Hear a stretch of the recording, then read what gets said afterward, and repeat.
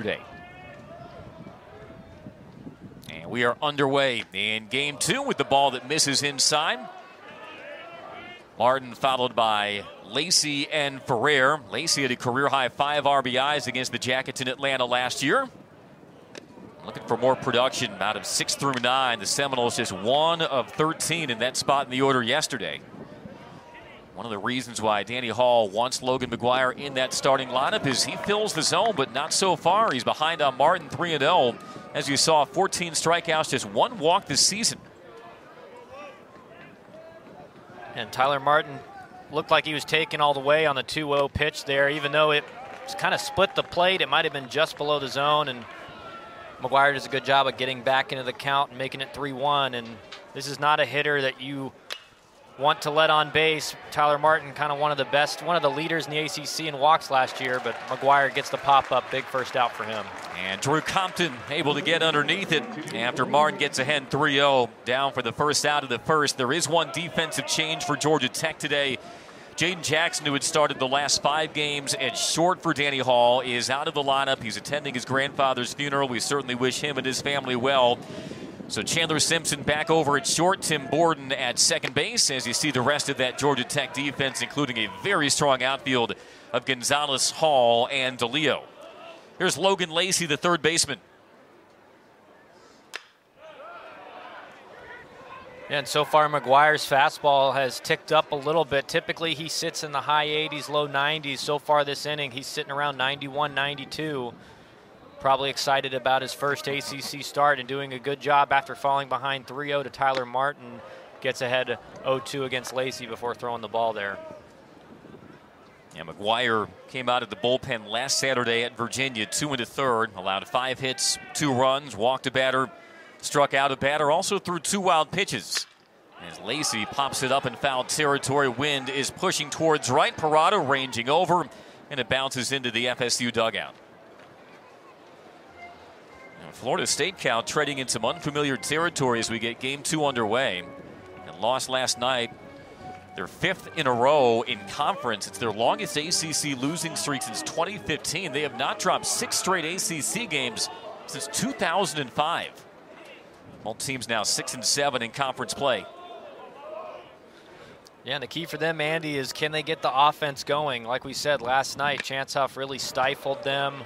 And pretty much all year, their offense has been, a little bit on the low side as far as scoring runs. And with the pitching staff they had, Messick, had one of his worst games of his career last night. But you expect him to bounce back over the rest of the season. But with the quality of arms that Florida State has, if their offense can just kind of tick up a little bit, score a little bit more runs a game, they're going to be in contention at the end of the season. But they're running out of time to do that. That needs to happen sooner rather than later.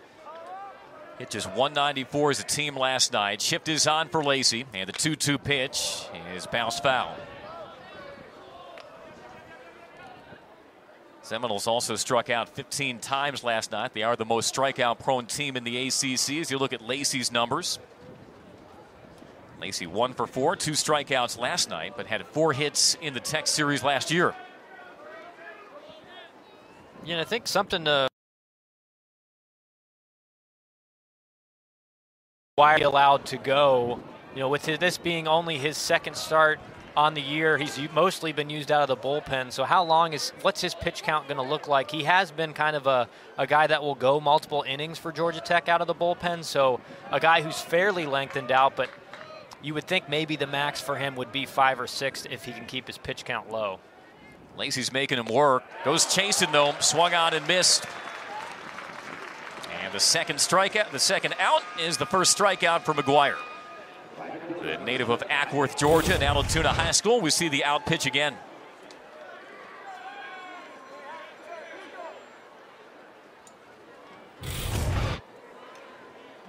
Base is empty. Here's freshman Jaime Ferrer. Just a freshman, with the Seminoles leaders in hits. It is 37th, which drove in a pair of runs last night. Flashing bunt, any low bridges out of the way of it. It looks like it glanced him. And he will take his base. Now, Ferrer also leads the ACC in hit by pitches. Had one last night. And the first pitch he sees from McGuire. Ooh, clipped him, it looks like, on the shoulder. That was close to bearing in on his head, though. Yeah, that's kind of your worst fear as a hitter when you square around a bunt, because you square around so late. You know, Ferrer was trying to bunt for a hit here, so he's squaring around late. Doesn't give you a lot of time to react when the ball gets thrown at you, and luckily not thrown directly at Ferrer's head, hits him in the shoulder and kind of a glancing blow, so he's fine. But an uncharacteristic pitch from McGuire. You know, like you said, his first walk of the season was last weekend against Virginia. He's a guy that really just pounds the zone. So a weird pitch there that just must have got away from him. James Tibbs, the batter. Marietta, Georgia native, sprays it foul, 1-1. Tibbs with a hit last night. It's a very tempting wind for these left-handed bats today. Blowing about 15 miles per hour towards right. That is usually the prevailing wind direction at McNeese Baseball Park. And he's ahead 2-1. Yeah, and early in the season, we were seeing the wind kind of uncharacteristically blow out to left field, left center. The last two nights, or last night and today against Florida State, the wind blowing, like you said, Andy, more classically out to right. And this one is deep to right.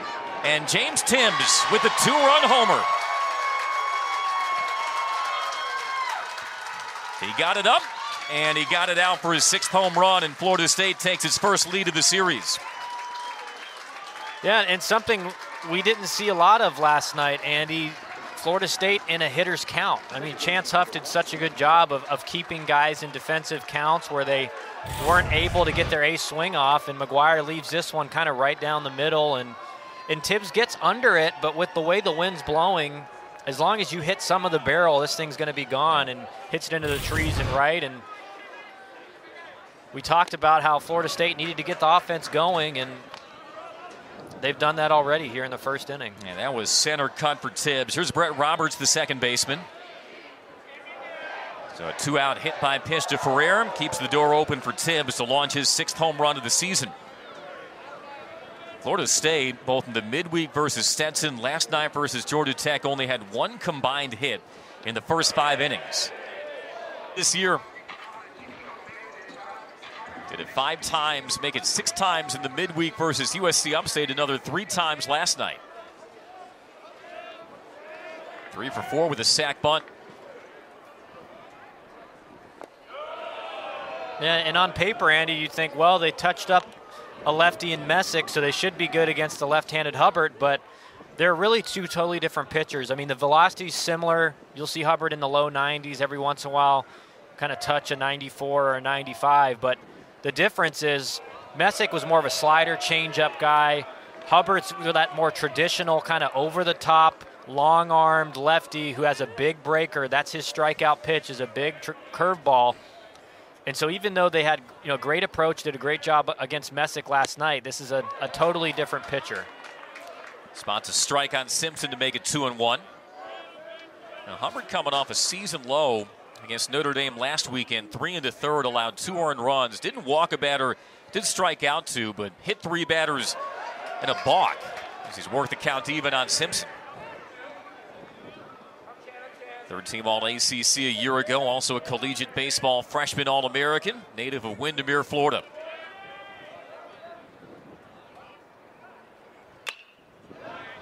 So that big breaker, Simpson was able to make contact to stay alive. Yeah, and Simpson already first at bat of the game at 5 pitches, going to see a 6th here, and the more pitches he can see here in this at bat and kind of relay that information to his team and hopefully get on base is going to be a big deal for Georgia Tech, and able to lay off that fastball in. Again, he's just done nothing but get on base since he got on campus, and really having impressive at bats left on left against Messick last night and here today to start the game. Here's the 3-2. Challenges him, and he drives it into right center and toward the wall, and Simpson can run like the wind. Head down through second. Finally fished out at the base of the wall. Relay is rolled in. Chandler Simpson with a leadoff stand-up triple. Yeah, and he made the defensive positioning of the outfielders, he made them pay. These guys were all playing in And he just hits it perfectly and splits the outfielders. And like you said, Andy, once the ball gets past any of the outfielders, there's no chance of throwing him out at third. And there was a chance he could have scored here. I mean, the throw came in kind of slow and deep into the outfield, and obviously with no outs, you're not going to try to send him there, but you see the energy he brings, and anytime he gets on base, he brings energy, and it's just been the spark plug for Georgia Tech so far this year. And like last inning, he's able to reach base, and Parada's at the plate. Ooh, first pitch swing and sends one high in the air to foul territory. Vincent fighting the win. First baseman Terrell comes over and makes the catch for a big first down. Simpson stays parked at first. Anytime you can retire Parada, it's a big out. So you take a look at the Florida State defensive alignment. Tibbs, Albert, Ferrer across the outfield. Lacey's at third. Carrion and Roberts up the middle. Colton Vincent catches, and Alex Terrell responsible for that first putout. Yeah, and after the long at bat from Simpson there, you kind of wish maybe Parada see a little bit more than just one pitch. He got a good pitch to hit, but when you're going to swing first pitch like that, you got to be out front, and he was just a tick late, got in on him a little bit and underneath, and not able to get a productive at bat there for Georgia Tech and drive in the runner. All Andrew Jenkins did last night was hit. The sophomore 5 for 5. Sends a fly ball into left field. Tibbs glides over, steps into his throw. It's fired in and cut off, and the sacrifice fly scores Simpson to make it 2-1. Now Jenkins won't get credit for the hit, but he will get the RBI to put Tech on the board. Yeah, just a good job by Jenkins. He knows what he's got to do at the plate. He needs to get a fastball, middle to top of the zone where he can elevate it, and doesn't have to hit it deep with Simpson at third. We've seen him tag up on some very shallow fly balls this year, and this one gets sent to the middle of the outfield, and so they just have no chance of throwing him out. And the shutdown inning that we talked about a lot last night for Georgia Tech, Andy, Florida State not able to get one here in the bottom of the first. Tres Gonzalez, the batter, extended his hitting streak to 6 games last night, 1 for 4 with a walk. RBI was Jenkins' 36th of the year. There's that breaking ball from Hubbard to make it 0-2. And so far, Hubbard doing a good job of pounding the zone with his fastball and then able to use the breaking ball for a strike as well. He looks like he's got his good stuff. I mean, and again, it's going to be similar to last night. This is not a guy who's going to walk a lot of hitters, and so Georgia Tech's going to have to hit their way on, and you're going to get him out of the game early by hitting him out of the game, and they did that with Messick last night, and that's what they're going to have to do here today as well. Florida State as a staff, number 1 in the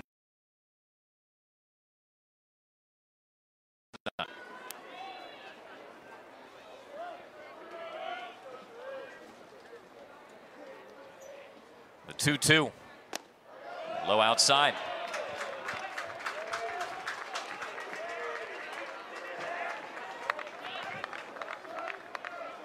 Yeah, if Tres can walk here, be a good first inning to get the pitch count up of Hubbard, because that was his 16th pitch of the inning. Now he's got to face a fresh hitter. You kind of want to, if you're Georgia Tech, you want him to be at around 20 pitches an inning, and if that's the case, you're going to get him out in the 4th or 5th inning. And obviously they got Messick out before the 3rd. That's just not something you can typically depend on. But if they can get him around 20 pitches an inning, they'll have 4 innings of the bullpen to really go after Florida State. But they're doing a good job here so far. Already scored a run, have had base runners. Again, one of the best arms in the country, and they're looking like their approach is really working for them so far. Inning stays alive for Tim Borden II, who had a multi-hit night last night, a double and an RBI. Once it's strike 1, that also extended his hitting streak to 17 games. It's the longest by a Yellow Jacket since 2017. Ups his average to .359.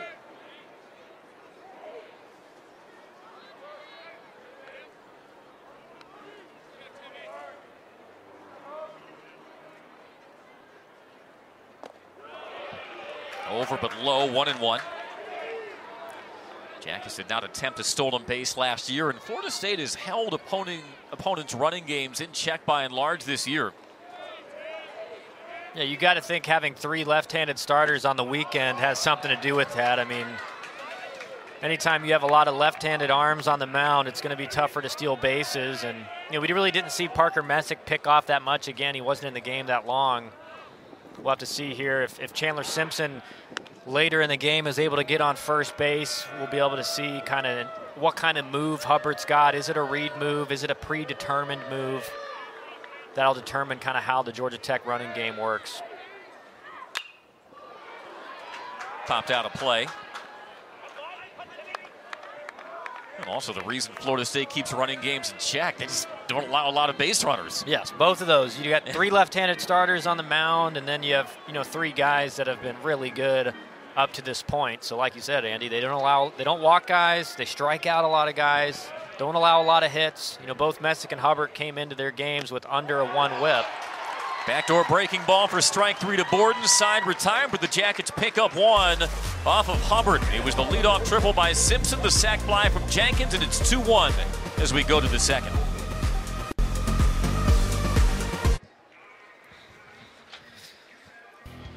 Two-1 Seminoles as we head to the second. See the numbers from last night. Georgia Tech, the 7-3 win. They chased Parker Messick after 2 2/3.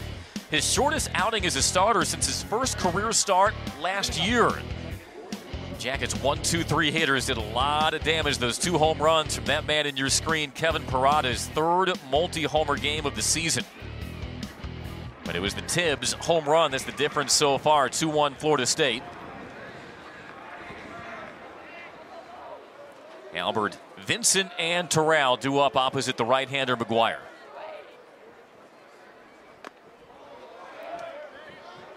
And with the way McGuire fills the zone, you have a sense that Florida State wants to attack him early in this game, early in counts. As Albert gets the Seminoles second started, and he's ahead 2-0.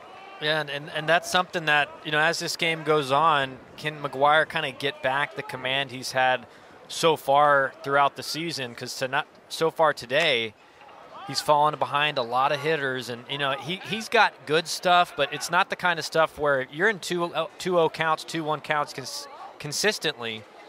You're going to be getting hit hard, and Florida State was able to take advantage of that last inning.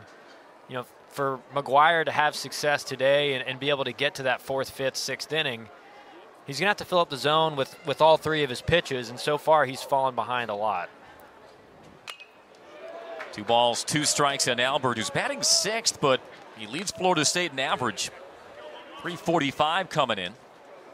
As hitless in 3. McGuire 2 strikeouts in the first as he deals in the dirt.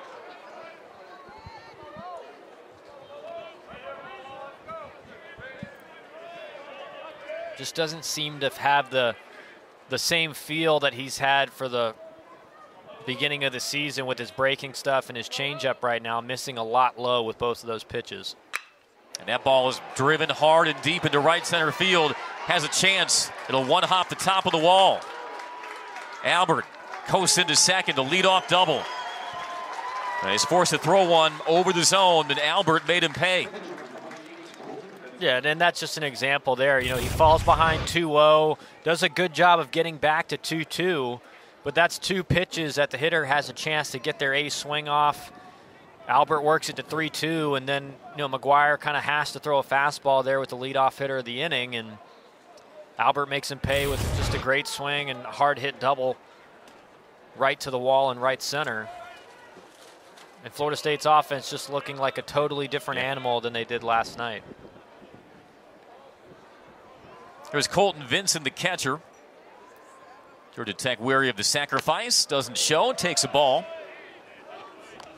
Seminoles struggled last night with runners in scoring position, just 1 of 11. And the runners on 222, although Tibbs taking that average for the series with the home run in the first. And another 2-0 count.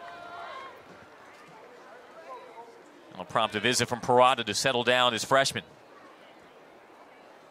Yeah, and I think this is a good visit from Parada. It's just been so far has been a very untypical start for Logan McGuire. Typically, he's got his hitters in 0-1, 0-2 counts, 1-2 counts throughout his whole appearance. And so far today, it's been the exact opposite. Guys are in 1-0, 2-0, 2-1 counts, and it's just hard to have success no matter how good a stuff you have when hitters are in counts like that where they know they can get their A swing off. And he's going to have to make an adjustment at some point in this game to kind of get back to what he was doing before. Sails it high, 3-0. Probably a little bit of nerves in his first ACC start. Big bit, not only his first ACC start, but the team's been struggling recently. Need to get an ACC series win back on the books, and a lot of fans here today, and not an easy time to have your first ACC start. Hey, you're thrown right into the fire. Albert at second, following the double, and the 3-1 is spoiled foul. Georgia Tech had started another freshman the last 2 Saturdays in left-hander Cody Carwile. Danny Hall, though, prefers him out of the bullpen, so Tab's another freshman.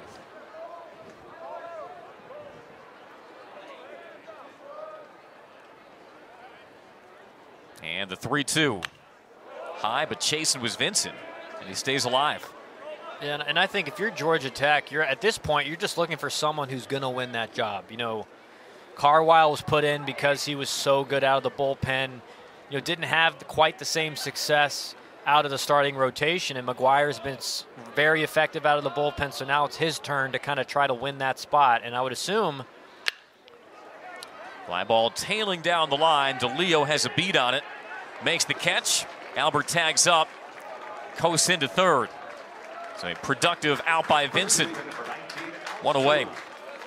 Yeah, good job by Vincent, fighting off some pitches and able to get one deep into right field to move Albert over to third with just one out. And as I was saying, Andy, that I think you're going to continue to see changes in the starting rotation for Georgia Tech until they can find their Saturday and Sunday guy that they think is going to give them the best chance to get back on track. Alex Terrell, the hitter, had an RBI ground out as well as a double off the wall last night. The transfer from Miami. Shift is on for him. Infield playing back. Is second in the ACC in strikeouts, but he showed his power last night with that double off the right field wall. 7 home runs on the year, 44 for his career, 6th most among active players nationally. And he's behind 1 and 2.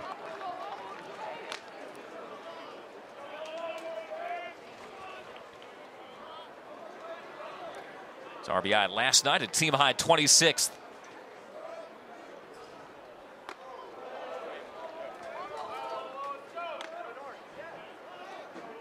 I almost get the feeling that McGuire is maybe trying to do a little too much. You see him there kind of reared back, trying to really blow Terrell away with the fastball and just misses well outside of the zone. He's almost doing the same thing with his breaking stuff, too. I mean, he makes a good pitch there, but so far throughout the game, it seems like he's kind of trying to overthrow the fastball, overthrow the breaking ball. And like I said, he's probably amped up because being his first AC start against Florida State in a big weekend series, but just needs to go back to what he was doing for the rest of the season. Roped foul by Terrell, fighting off the changeup. Nice catch over the railing there. That's why you bring your glove to the ballpark.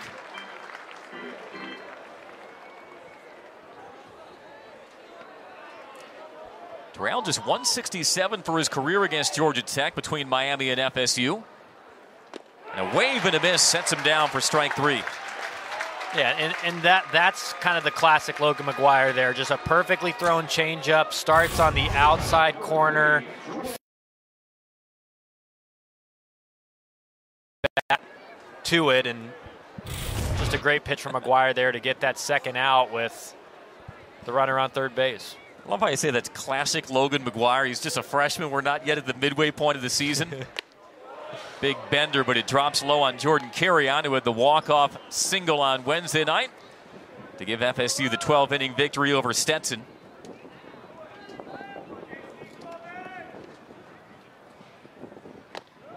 That's in from McGuire. This would be a big boost for his confidence if he can get out of this inning with no runs on the board after giving up the leadoff double to Albert. Falls behind 2-1 on Kirion. He was hitless in 3 at-bats last night, did strike out twice.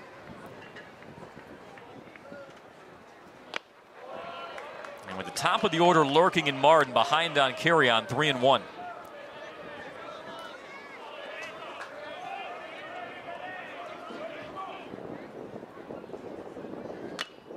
Aggressive cut ahead in the count. It's jammed instead, and we've gone full. Yeah, and this is the guy you're going to go right after Kirion. You know, hitting in the 9 hole, just 209 on the year. You know, Tyler Martin is on deck. He's not a guy you're afraid of that's going to do damage, but he is going to put the ball in play, and so you'd rather get Kirion here. Another ball lifted into foul territory. Jenkins runs out of room.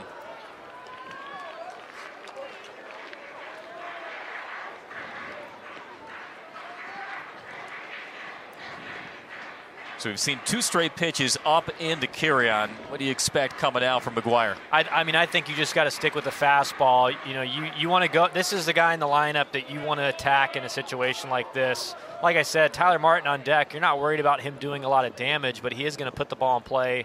Had 2 hits last night. And that is just a little low. And man, that pitch fights looked his good. way aboard, yeah. We'll see the replay, and you know, it goes with the slider, and you know, maybe just below the zone. You know, I do think, you know, Kirion struggling on the year. You want to make him be the guy that beats you. So maybe the slider was, you know, just maybe not the exactly right pitch. He made a great pitch. I mean, I think it was a pitch that could have gone either way, a ball or a strike. But now you're facing Tyler Martin, who again is a guy who has good at bats, not going to chase out of the zone. Martin back in the lineup after missing the beginning of the year, recovering from off-season shoulder surgery. 5th start, but hitting .286. And he's ahead 2-0. It's be a little troubling for Danny Hall and pitching coach Danny Burrell to see McGuire fall behind so many counts, 2-0, 3-1. On deck, who has 5 homers on the year, 7 doubles and a triple, so a guy who could do a lot of damage with bases loaded. And lined into right, base hit by Martin to get the job done. 2-out RBI single, and Florida State takes the 3-1 lead.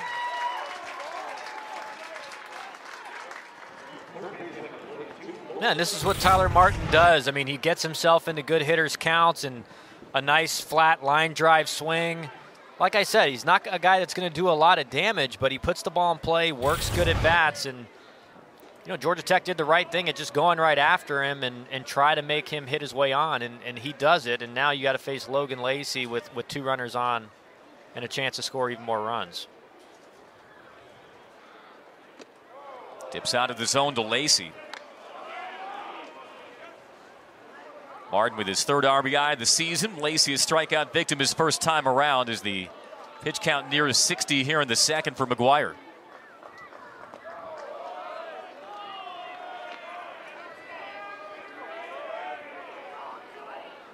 And the bullpen already getting loose for Georgia Tech, which is a terrible sign because, you know, Chance Huff was able to save the pen for most of the game last night, and the hope was that McGuire could go 4 or 5 innings and allow those bullpen arms to come in afterward. But if they have to make a change this inning or next inning, all the kind of the saving and things that Chance Huff did last night to kind of keep their arms fresh are going to be used up today instead of being able to spread out over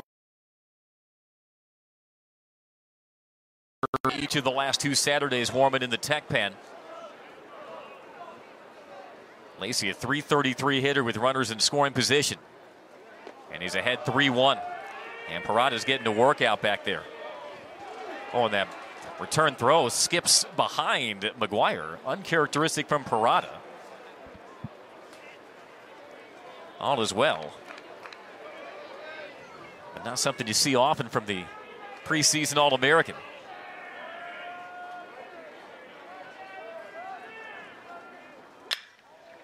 Ground ball to short. And Simpson goes the short route to second, gets the force and the final out, but Tyler Martin delivers with 2 outs and 2 on the RBI single. And Florida State back in front by 2.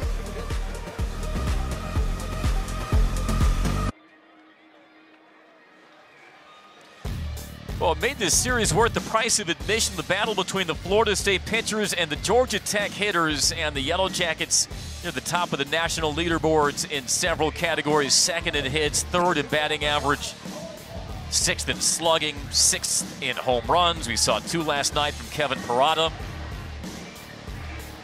And much like Florida State with its arms, like you said earlier, this Georgia Tech offense will give itself a chance most every night as well. Colin Hall leads off the Tech second.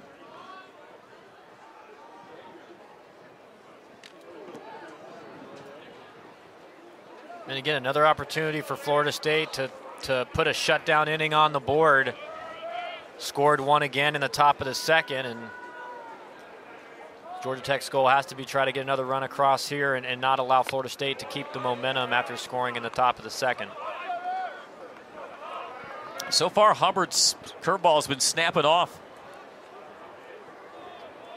Yeah, and it's a pitch that he can use to steal strikes and get ahead of guys with, and also a pitch he uses to strike out guys with when he can bury it. And you know, he's one of those guys that, you know, a lot of guys have a curveball and it's kind of their 4th pitch. It's a pitch that's used early in counts to steal strikes, or maybe backdoor guys with 2 strikes, but it's not really a strikeout pitch. And Hubbard's is the opposite. I mean, he can use it for both. He can use it to get ahead, but he can also really snap one off, like you said, and get a lot of swing and misses on it.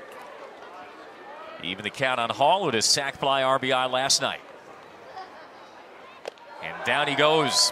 A late cut on the curve. There's 1 away.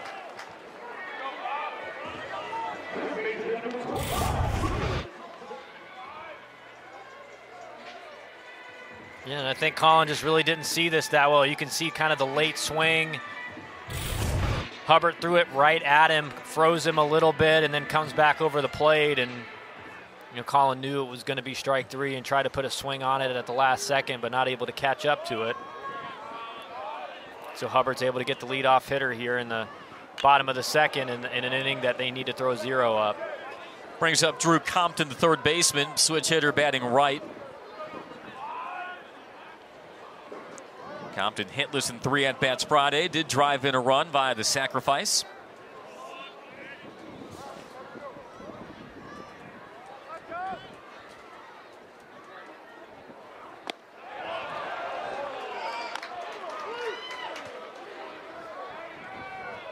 So much of your staff makeup, you talk about the individual profiles of pitchers, but there's that intangible, Cal, where if you see the starter before you scuffle, you feel an extra responsibility to pick up your teammate. And I'm sure that is in the mindset of Bryce Hubbard today, seeing Parker Messick struggle and not last beyond the 3rd last night. He's pitching very purposefully so far. Yeah, I think they feel like, you know, in any given weekend, if one of their really good starters kind of has a bad game, the other 2 will pick him up. And you know, we talked about yesterday, Andy, this is a big weekend for both teams. Both teams kind of on lulls in the middle of the season where they're not playing as many people thought they would. And so a weekend series that either team can probably, whoever wins this series ends up could have a big bounce back part of the year. Just off the plate. Good pitch, good take, and we've gone full. And Hubbard tried curveballs. It lands on the corner, but as it was crossing, was just off the plate. It appears that strike zone today may not have a wide berth. Hubbard was a Cape Cod League All-Star last year, pitching for Brewster. Finished with the 2nd lowest ERA in the Cape, and that certainly will put you on the radar of a lot of teams. Compton also spent some time in the Cape last summer. Reaches out and tags one down the line, fading away from Ferrer. It'll bounce through the gate. A ground rule double for Compton. Did a great job by Compton. You know, Hubbard tries to go back to the backdoor curveball, and this one is on the plate, and Compton able to just drive this down the right field line, get it, stays inside it, keeps it fair. And Compton was hustling hard out of the box. I mean, there was a chance if this didn't go out of play that he would have tried to stretch it into a triple. You don't necessarily think that about that a lot with Compton, but he was running hard out of the box and picking up his third base coach. I mean, he hit it out of the park, but you saw that ball rolled right through the part of the wall just to the right of the foul pole that's open.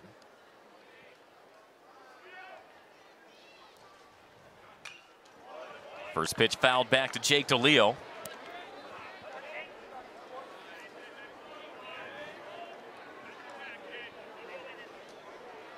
DeLeo 0 for 3 last night, but had 5 hits against USC Upstate in that 27-4 win on Tuesday night. His second career 5-hit game. Over the outside corner, quickly 0-2. You can just tell Messick he knows exactly where that curveball's going every time he throws it. The fastball command has been good as well. Hubbard. But you know, both pitches so far, he's commanding really well against Georgia Tech. Another tricky fly ball. Ferrer sprinting over, and it fades off foul.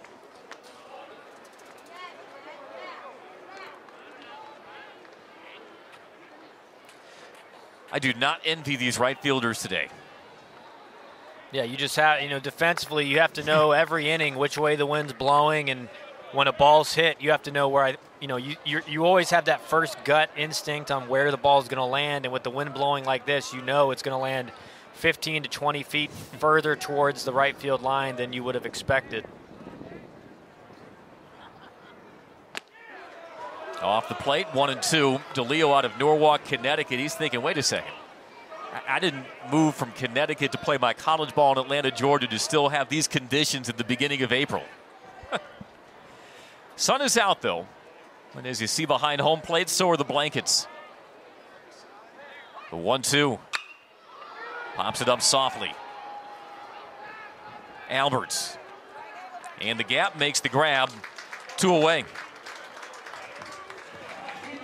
Danny Hall, his 29th season, college baseball Hall of Famer, and one of those College World Series teams celebrating its 20th reunion today. The 2002 team honored before the game. Danny took a group photo with them on the field. He was then in his 9th year as head coach of the Jackets. So a lot of familiar faces at McNeese Baseball Park for Coach Hall today. You know, the one difference I've noticed from Parker Messick to Bryce Hubbard is that we haven't really seen a changeup from Hubbard so far in this game. Now at almost 40 pitches on the game, which again, Georgia Tech, even though they haven't scored yet this inning, they've had a nice long inning, worked his pitch count up, about to be at 40 pitches here.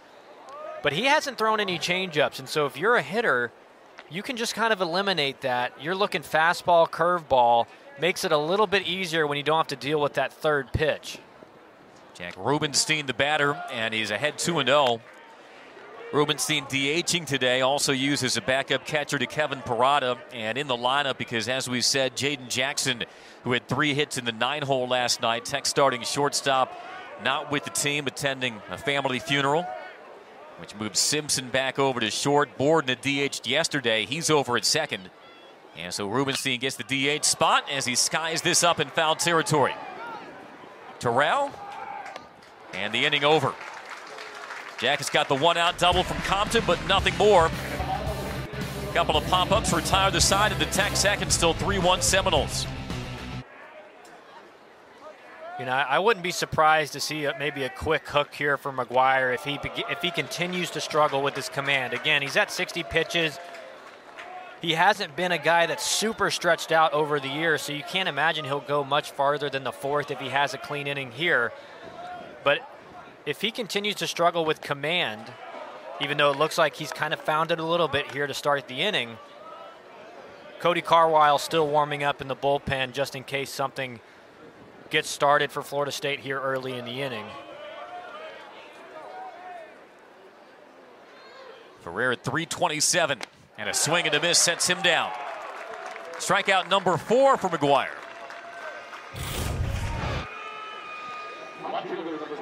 Yeah, just perfectly places kind of a fastball right at the bottom of the zone, inside corner. And you could see kind of just tied up Ferrer there in on the inside. Looks like he's found a little bit more consistent of a release point with the fastball, and that's going to be big. I mean, he's not going to go as deep as Huff did last night, but you just want to get as many innings as you can out of him before having to go to the bullpen.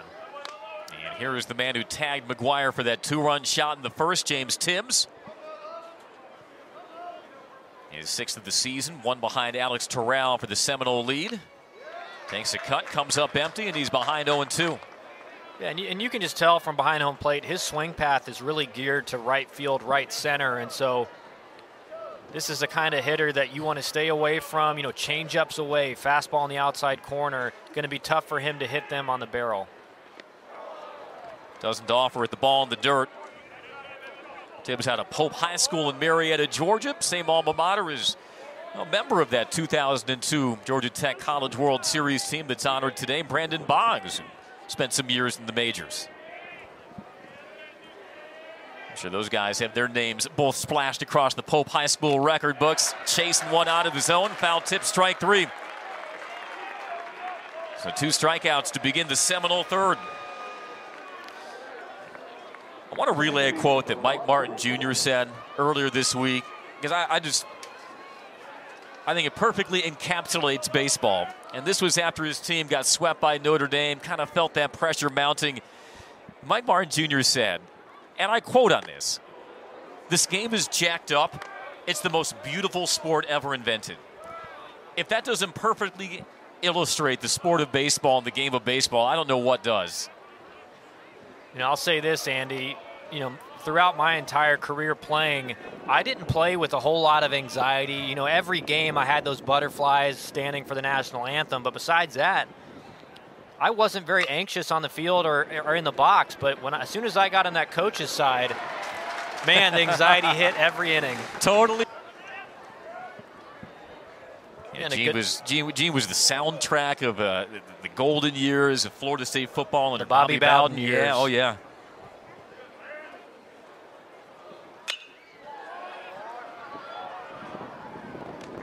And I think you're going to see Hubbard go with the curveball here. You know, Simpson beat him on the fastball in the first at bat for the triple.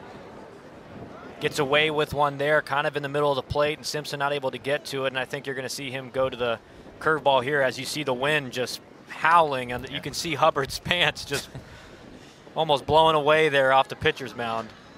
Got a dust storm kicking up here.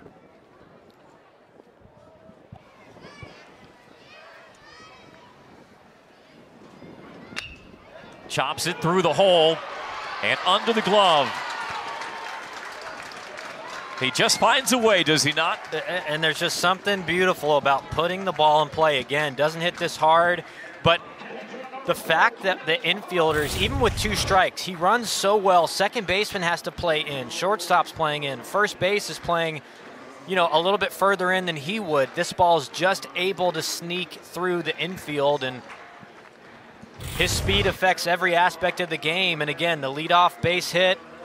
Now the runner on first for, we talked about earlier, is Simpson going to try to steal off the left-handed pitcher? It's going to affect the way Parada is pitched as well. He's 12 for 16 in stolen bases this year. Here's Kevin Parada, who popped up foul on his first pitch of his first at-bat. He looks at strike 1. Parada 2 for 5. He did leave 5 on last night, but 2 home runs to give him an ACC leading 14th, now tied with Jake Geloff for the conference lead. Hits this one in the air, down the line, Ferrer looking up, still going, and it is gone! And you can tell Parada didn't think this ball was getting out at all. Kind of jogging to first base, assuming it was going to get caught in that wind that is now blowing straight out to right instead of across the field. Just pushed that one out of the park for Georgia Tech. It is not the most tape measure worthy home run, but sometimes you have to play the elements and ride in that tailwind to right. And Parada even can smile about it. And Ferrer just kept on going and going. And look at how Parada and Simpson are almost standing on top of first base together. before they realized it was over the fence. Yeah, I mean, you watch Ferrer's route. He's running right towards the line, assuming this ball is going to keep fading towards the line, and that shift in the wind to straight out right field just pushed it enough to get it out of the park, and Georgia Tech's not going to complain about that, Andy. Yeah, no complaints from Parada. And Georgia Tech has tied it up at 3. Here's Andrew Jenkins, a sac fly RBI his first trip. Chasing a high, hard one, 0-2. And with that home run, Parada has overtaken the ACC hits lead with 51 from Andrew Jenkins. And the home run lead from Zach Geloff.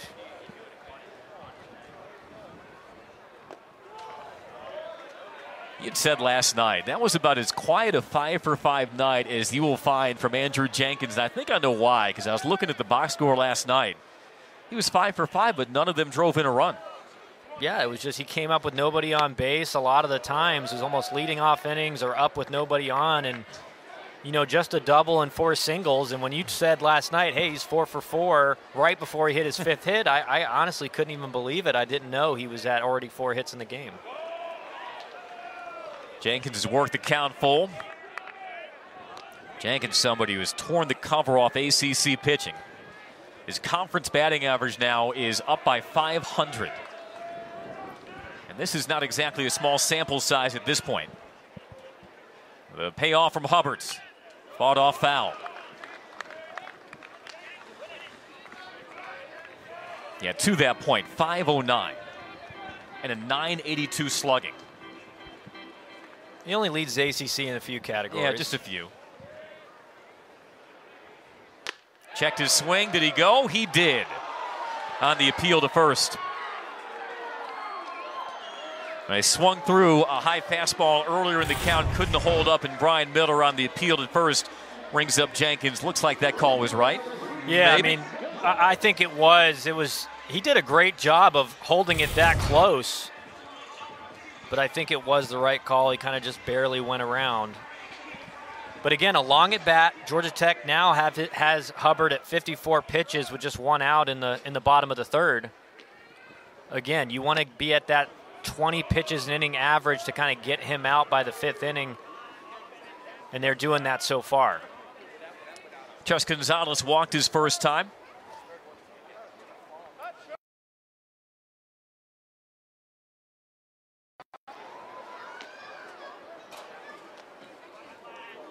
Hubbard pitched last year at McNeese Baseball Park.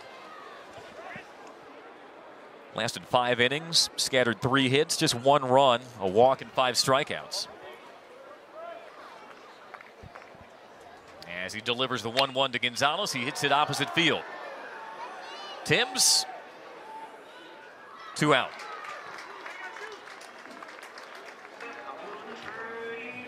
Yeah, and you know, the Georgia Tech offense not quite as explosive today as it was yesterday, but anytime you can put up 3 runs against Hubbard in less than 3 innings, you feel like you're doing a good job. And again, they're in a tie game and on pace to get him out by the 5th inning, and that's really a best case scenario for Georgia Tech. I mean, if you can get him out earlier than that, that's great, but if he's out by the 5th inning, they feel like they've done their job. Gordon swinging on the first pitch, laces it foul.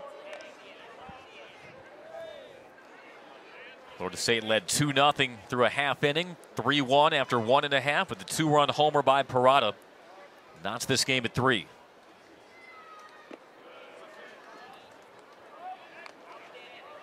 And I believe that might have been the first changeup of the game that Hubbard's thrown. It's almost one of those pitches he just throws 5 or 6 times a game to kind of just have it up there, a pitch that you want the opposing hitters thinking about. But if you're a Georgia Tech hitter and you've been watching the game, you almost just eliminate that pitch because it's just not one he throws a lot. Gordon, a strikeout victim his first time, elevates this into right field. Wynn not playing too many tricks on it this time. Ferrer makes the 2-handed catch above the cap bill, and the side is retired. But Simpson with the leadoff single, and then Kevin Parada caught a jet stream for his ACC leading 15th home run of the year. And we're tied at 3 through 3 in Atlanta.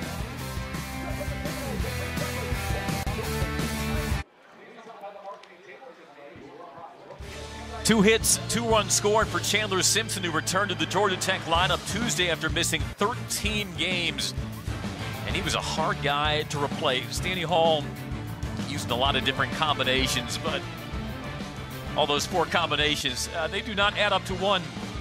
Chandler Simpson.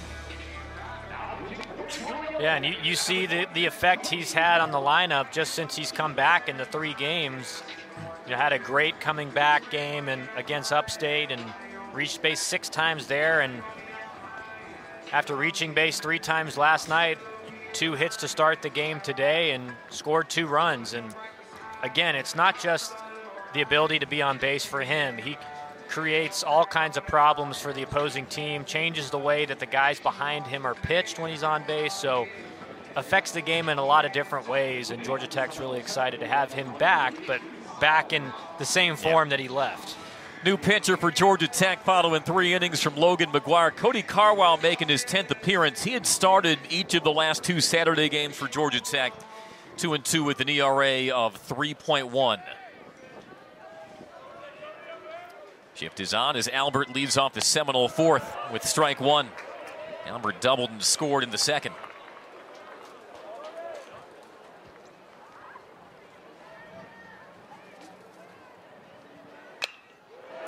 Loops it into left center, base hit, and Albert has himself a 2nd hit.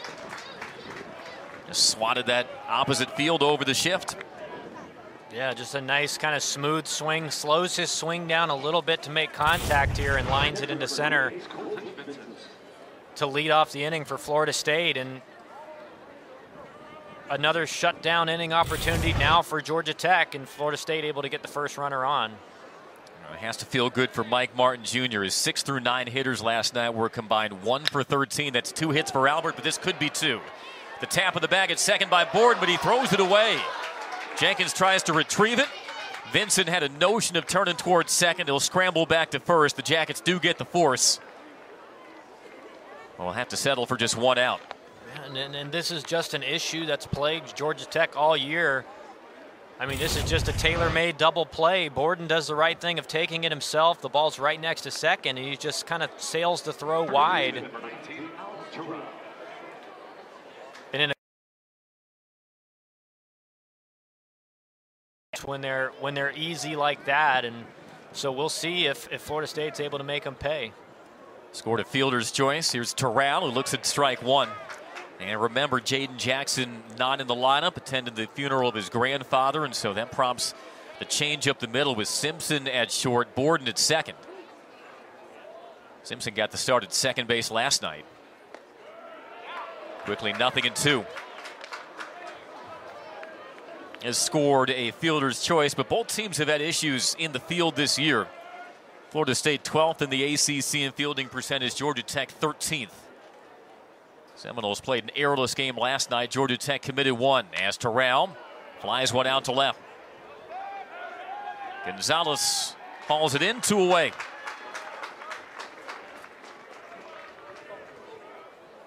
Cody Carwile doing a good job of pitching around Terrell there and getting him to go after a breaking ball at the bottom of the zone. You know, he's not a guy you ever want to pitch to with runners on base. Does have the chance to hit 1 out at any time, and now this is the guy they want at the plate with 2 outs. Carry-on comes up empty. He did walk in the 2nd. Transfer from the University of Florida. His dad was drafted in the 7th round in 1995 by the Texas Rangers. Spent some time in their organization. Tries to bunt his way aboard, cues it foul instead. But I found this interesting, even though clearly Jordan Carry-on has baseball in his family. Has a brother named Kobe. So you have Jordan and Kobe. I mean, that can't be a coincidence. Which one's better? Kobe or Jordan? But his parents had to have named him and his brother after MJ and Kobe Bryant, right? Even though they play baseball. Or it's just a very strange coincidence. Grounds 1 out to short. And the easy flip to Borden over the bag at second. Ends the Florida State 4th despite the leadoff single by Albert. Cody Carwile, his first inning of relief, is a clean 1, and we're still tied at 3.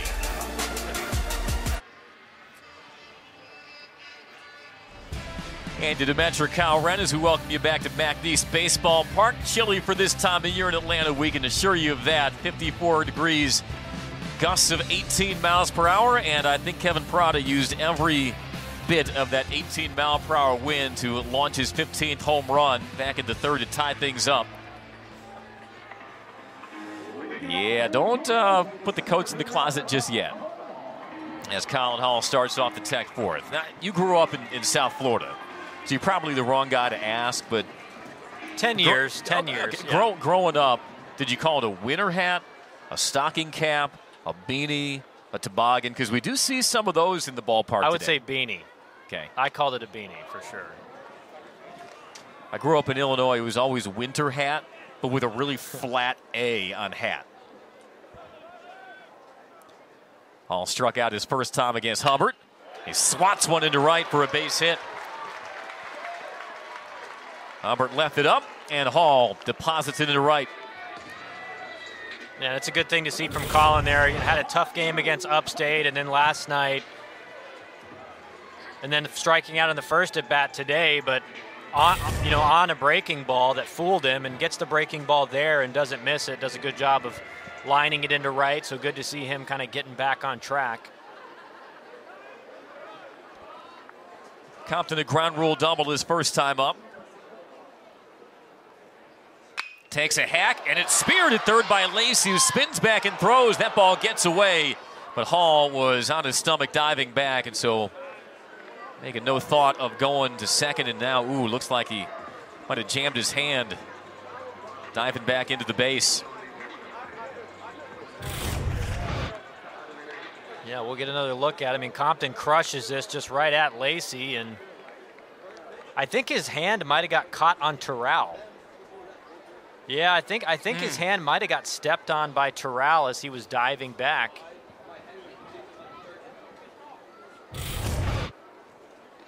Hopefully not too bad. Athletic trainer Paul Walkoff out to attend to him. Colin Hall had to persevere through.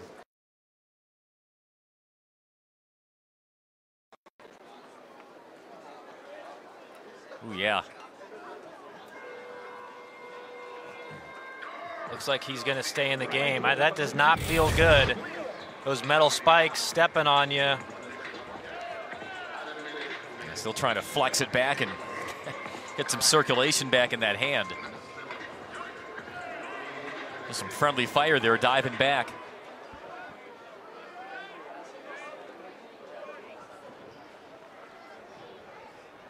Jake DeLeo hooks it foul. Yeah, and it kind of paid off for Florida State because Lacey's throw was wide of first, and because Terrell ended up stepping on Colin's hand, I think typically he would have got right up and advanced to second with the wild throw, but because he was stepped on, he was in a lot of pain and not able to get up and move to second base. So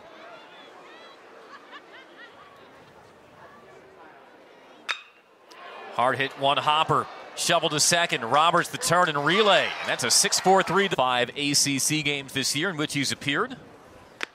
Start of his season slowed after recovering from the off-season shoulder surgery. By the way, off-season shoulder surgery, not an easy thing to say. Try it 5 times really fast.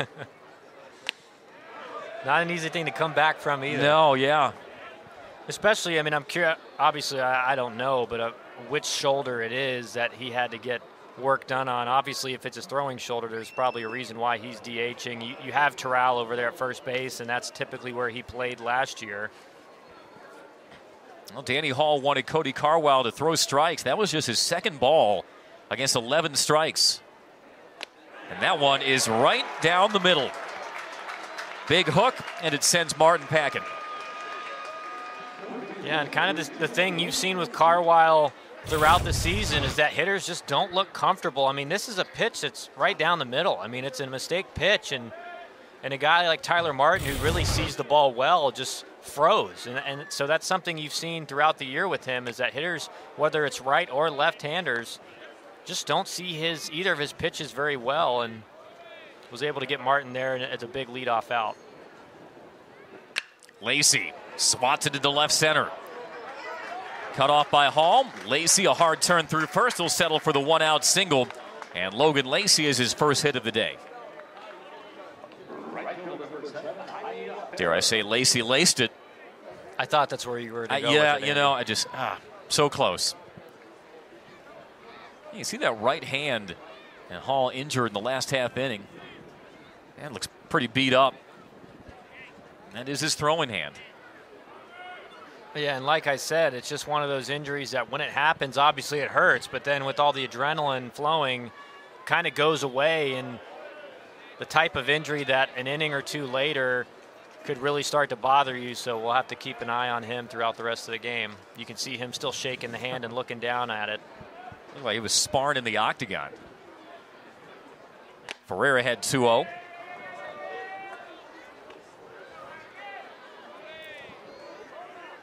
Ferreira added to his RBI tally last night with the bases loaded single to score 2. Struck out against McGuire's last at. Not much carry. And Hall has to race him, but gets underneath it, 2 away.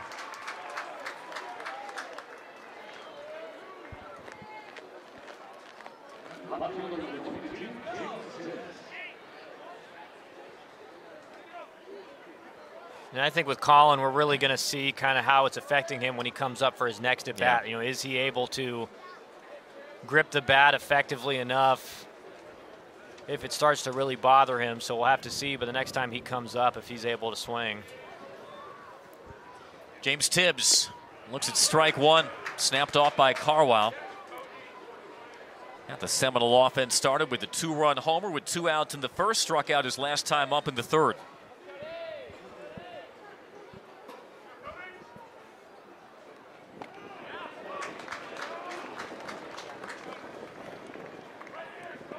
And you see what makes Carwile so effective. Like I said, hitters just don't see his stuff very well and commands the strike zone with all 3 of his pitches. Goes with 3 straight sliders there, and so I would expect to see either a changeup or a fastball here. He is a native of Florida, Fleming Island. The All-American catcher, Kevin Parada, shaking out the sign, snap throw to first. Not seen either team attempt to steal a base this series. Although Lacey is 4 for 5 this year.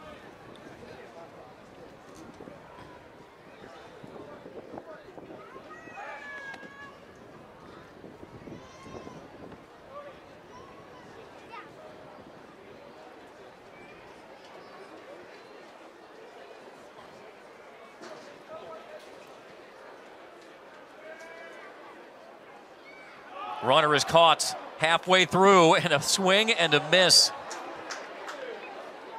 I don't know what to make of that. I mean, Lacey was halfway between first and second.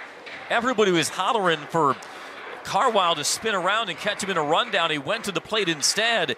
It was fouled off by Tibbs on a ball that was way out of the zone, and as a result, it takes away what could have been a stolen base. Carwile is thinking, I could have had him caught between first and second. Yeah, and that's how you know that Carwile doesn't really have a read move. It's either a predetermined pick or he's going home. He does the right thing because you could see him almost panic a little bit with how weird it was, but he still goes home, and the ball was well off the plate, but again, it was a slider, and so Tibbs, not going to take a chance and let the umpire call him out for strike 3 in the 3rd out of the inning. But you're right. If he hadn't fouled that off, Lacey's just standing on second base. Florida State is thinking, we got away with one. Georgia Tech is saying, oh, we got away with one too. Another 1-2 on the way to Tibbs. Just off the plate. Florida State has scored all 3 of its runs with 2 outs. Trying to seize the lead back in this middle game.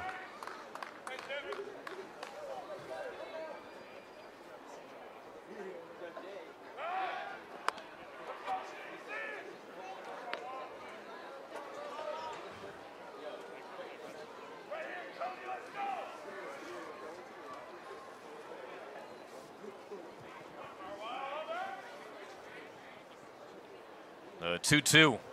Cut on, grounded, knocked down by Jenkins. Rolls right in front of the base. He'll run it over unassisted. Beat the speeding Tibbs by a half step, and the side retired. No runs, a hit, and 1 left halfway through from McNeese Baseball Park. Still 3 apiece.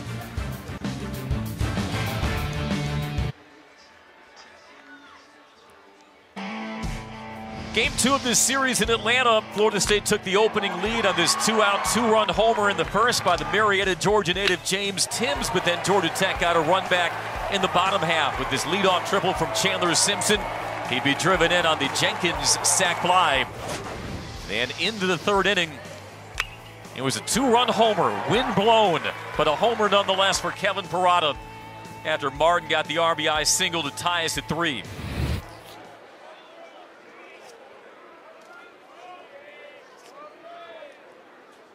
Jack Rubenstein leads off the Georgia Tech 5th.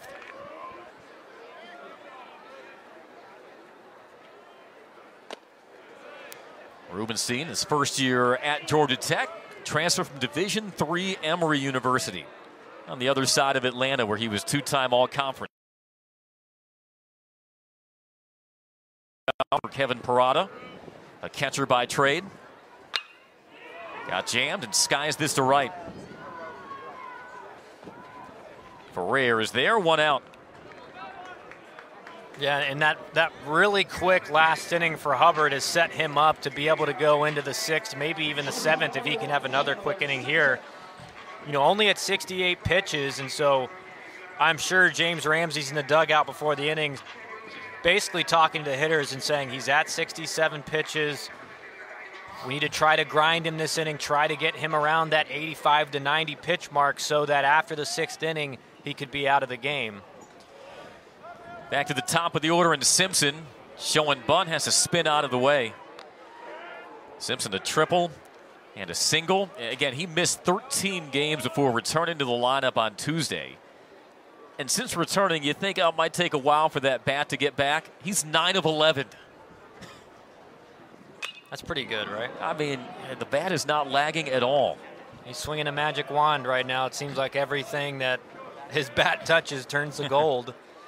And it's fun to look at the defensive alignment of the infield before 2 strikes. I mean, the shortstop's playing in on the dirt. Second baseman's up in on the dirt. His speed just changes the way that these infielders have to play. And the reason that, you know, the hit earlier snuck through the right side was because of that. And before 2 strikes, you see both the third baseman and the first baseman in on the grass to protect against the bunt as well. Almost got hit, and both of Simpson's hits today have come with 2 strikes in the count. Average up to .521 on the season for the native of Atlanta, who played his first season at UAB. And the 2-2 from Hubbards. Reached out and topped along first. Terrell, quick shuffle step, and he beats Simpson. There is nothing routine when his ball is beat on the ground by Simpson, but that is about as routine as it might get. Yeah, I mean, 2 away. You're just so used to, I mean, as soon as it was hit, you're thinking he's got a chance to beat this one. It was just a little bit too close to first base there, and if that ball's 5 feet to Terrell's right, he's beating Hubbard to the bag, that's for sure, and it's another hit. And yeah, it wasn't too far off the bag, but Terrell still had to hot-foot it over. So base is empty for Parada, who's homered 7 times his last 7 games. Taking outside. There was a time where Parada was in a home run drought. He had gone 10 consecutive games without a home run. Yeah, there was over a 2-week span when Simpson was out of the lineup where he hadn't had an extra base hit. And it seems like he's found that swing again, that's for sure, Andy. It's now 7 homers, as he saw in his last 7 games. Named to the Golden Spikes Award midseason watch list on Tuesday, along with last night's Florida State starter Parker Messick. It was a good day to be a Georgia Tech catcher. Parada had 2 home runs last night. And the former Yellow Jacket Joey Bart had his first career home run for the Giants as this ball is given a ride to left. It's off the top of the wall. Karam's hard away from Tibbs. Parada through second. He's hustling for third. Here comes the throw. It is not in time. Parada keeps the hand on the bag. He doesn't go yard, but he's got himself a triple. There's not much this man can't do. Yeah, and the wind giveth and the wind taketh away, Andy. You know, his first home run was probably a ball that on most days doesn't leave the yard, but this is a ball that on most days does leave the yard, but because the wind's blowing across the field to right field, it knocks it down just enough. And this was an aggressive move by Parada with 2 outs. If he gets thrown out at third, that's a big mistake, but he was hustling hard out of the box, and able to get in just ahead of the throw, and now Georgia Tech has a chance to score a run on a wild pitch or a lot of different options. His 4th extra base hit of the series. It's his first triple of the season, and here comes Andrew Jenkins coming off the 5-hit night last night. He's 0 for 1 with the sac fly tonight.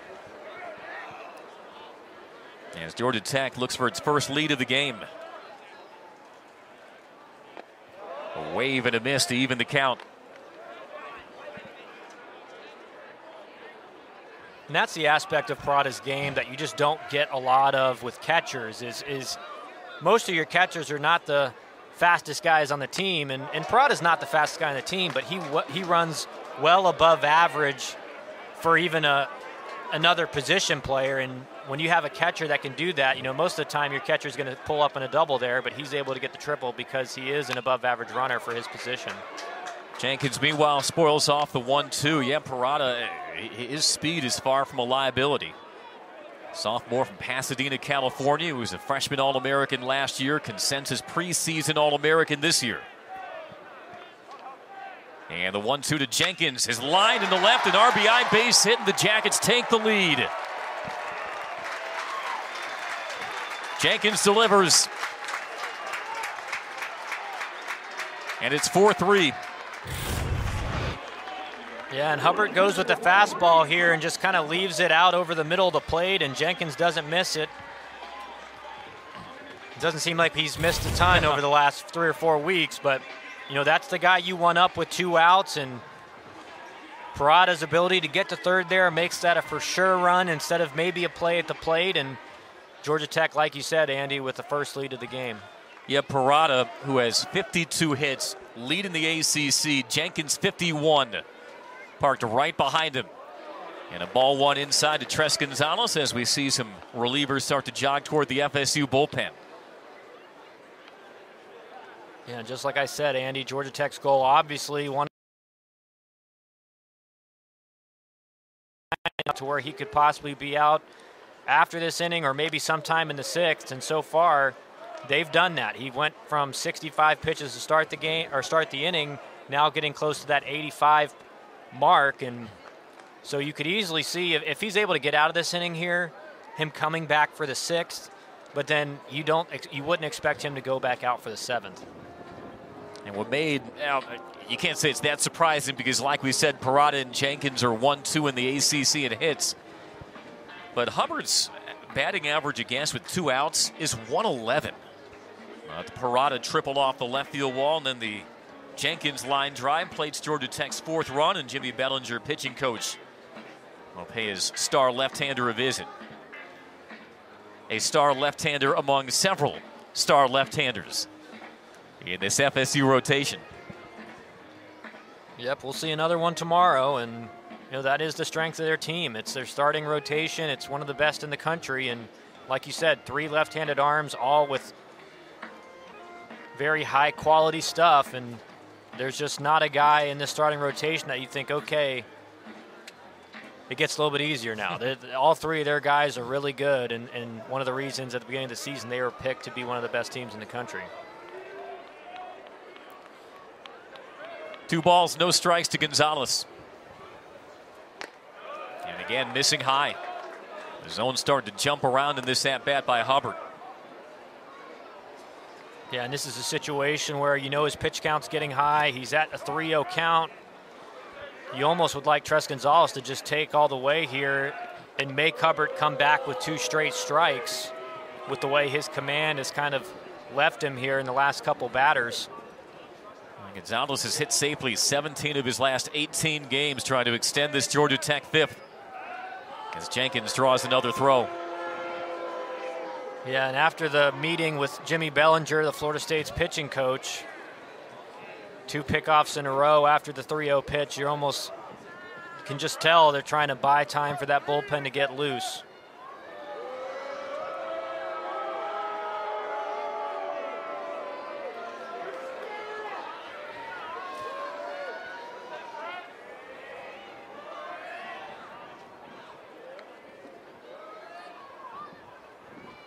Up and in. Nowhere near again. 4-pitch walk.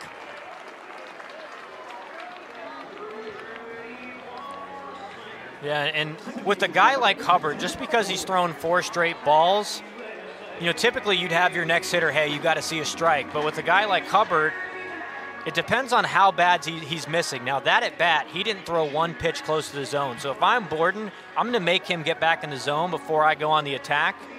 It would have been totally different if he was just missing out of the zone, just missing below. But he really was nowhere close to the zone against Tres Gonzalez. And so if I was Borden, I'd be making him really throw one in the zone before I'm pulling the trigger. Borden with a strikeout and a routine pop-up. 0 for 2 so far, but he's reached safely in all 27 games in which he's started and trying to extend a 17-game hitting streak, but it does not appear it will come against the left-hander Bryce Hubbard. And the plot's unraveling on Hubbard here with 2 outs in the 5th, a run in, 2 on, and Georgia Tech in front. Before the 5th inning was done. And so far, both pitchers coming in, that was your goal. Get them out before the 5th inning, and they did that with both guys.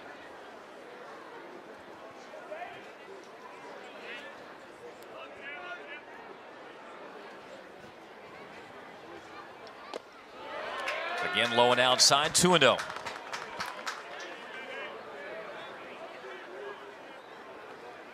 Florida State 4th as a staff in ERA in the ACC, 3.7 entering the weekend.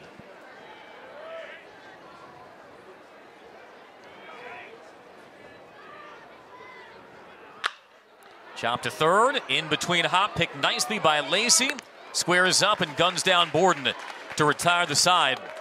Handle the in-between hop, but Georgia Tech scores 1 on 2 hits. They take the lead 4-3 as we move to the 6th.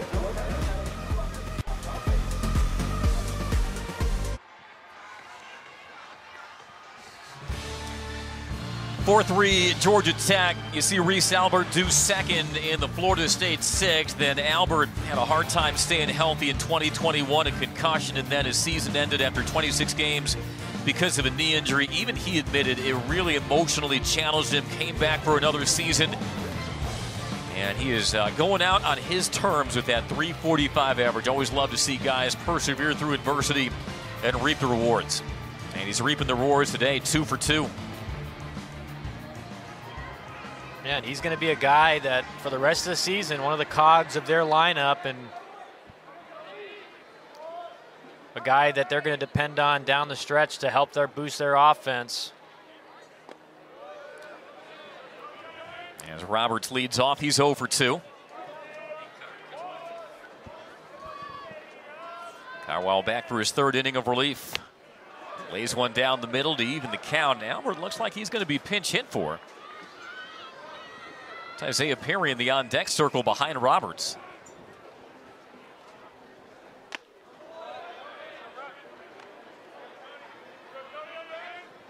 Yeah, and Cody's a guy, Carwile, even out of the bullpen, he was a guy that was consistently going 3+ innings, a guy who was covering a lot of innings out of the pen, and then as a starter. Simpson, boy, throws it on target, just not on time. That one deep in the 6-hole. And Roberts legs out the infield single. Yeah, tough play there. I mean, Simpson does a great job of getting to this and getting rid of it quickly. It's just Roberts runs really well, and he didn't have much of a chance of throwing him out there. And Florida State's got something going again. It seems like they've had the leadoff hitter on a lot today, Andy, and have been able to score some runs, but this is a situation where they need to put some more runs on the board because Georgia Tech's offense is starting to heat up. And here is Isaiah Perry, the pinch hitter, batting .304. As Mike Martin Jr. brings out a right-hander for the left-handed hitting Albert. Man after my own heart. You see the media major? I like that guy. Mike Martin Jr. likes him too. 875 OPS. Fouls it off the plate.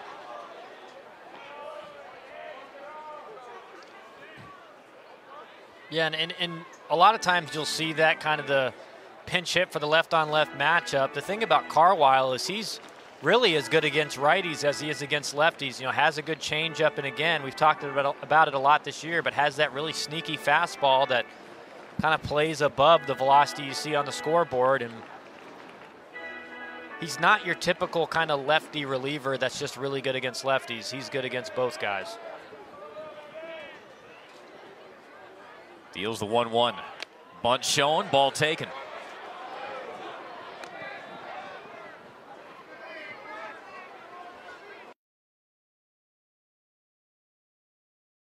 Productive pinch hit at bats during this week, including the 2-out, 2-run game-tying homer in the 9th inning by Jackson Green on Wednesday versus Stetson.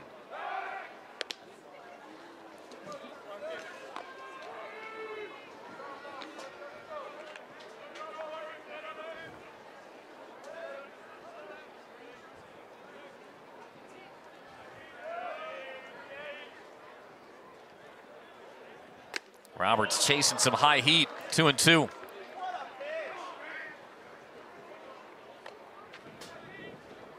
You're right, that's sneaky heat. Not quite Zach Maxwell from last night in the 9th inning, but it comes up on you quick. Yeah, and Mike Martin Jr. not happy about that swing there. You know, in a 2-1 count against Carwile, and he throws one well above the zone and gets the chase, but a pitch that should have been easily taken, and then Perry would have been in a 3-1 count instead of now in the 2-2 count and has to be defensive and fight off anything close. Roberts 3 for 5 in stolen bases, prowling at first.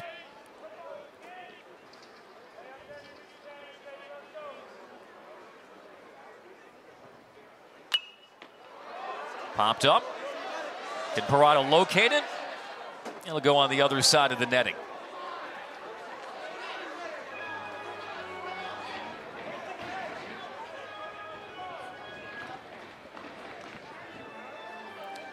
Perry, a senior, is a veteran Florida State roster, which earlier this season was ranked as high as number 5 in the nation.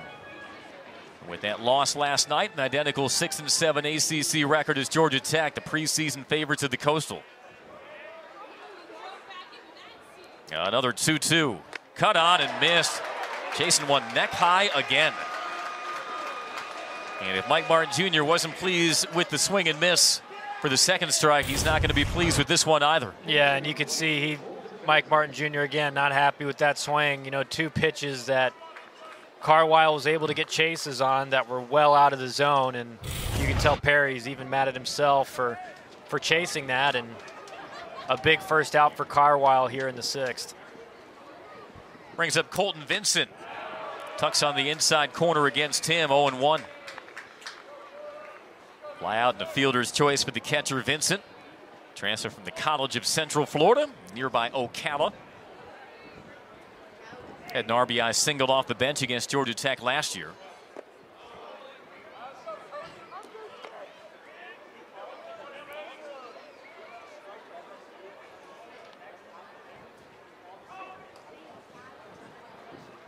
Florida State working a lot of long counts here in this inning, and you know, Carwile is one of the most trusted arms out of the Georgia Tech bullpen, and so, you know, Florida State's in win mode. They have to win this game. Again, Georgia Tech would love to win tonight, win tomorrow, but this isn't necessarily a must-win game for Georgia Tech with already winning game 1. Florida State's in an entirely different position. Hot shot under the glove of a diving Borden. Vincent able to lace one through, and the Seminoles have him at first and second. Yeah, just a great swing by Vincent. You know, hits it hard right back up the middle. I thought Borden was going to be able to get a glove on this, but it just skips right through and right underneath the glove of Borden. And again, Florida State doing a good job of working the pitch count of Carwile now. Trying to get him out of this game and get to the rest of that Georgia Tech bullpen that has struggled at times this year. And a dangerous hitter at the plate in Terrell. They shift the infield, 3 infielders to the right side, and the first pitch bomb by Terrell. Out of here, and Florida State back in front. Yeah. That was an ambush by Terrell. Yeah, and you could just tell Terrell was sitting on the slider. He had a feeling that he was going to get thrown it, and Carwile kind of hangs it in the middle inside of the plate, and he did not miss it. 107 off the bat. Knew it was gone as soon as he hit it. You can see he was timed up for the slider. He was fully committed to it. Knew the situation. Runner on first and second. big power hitter at the plate. That's what's typically going to happen, and that's his veteran presence, just kind of knowing the situation, knowing what he's likely to get at the plate, and a big boost for Florida State. 8th home run of the season, 4th RBI of the series, and Florida State takes the 6-4 lead, still 1 away for Carrion. After Georgia Tech took its first lead in the bottom of the 5th, and now Carrion launches one down the left field line, but this one sails foul. Well, that is why Mike Martin Jr. did what to some might have been the unthinkable and welcome in a Miami transfer because of that power bat from the left side. Terrell, who led the ACC in home runs in 2019.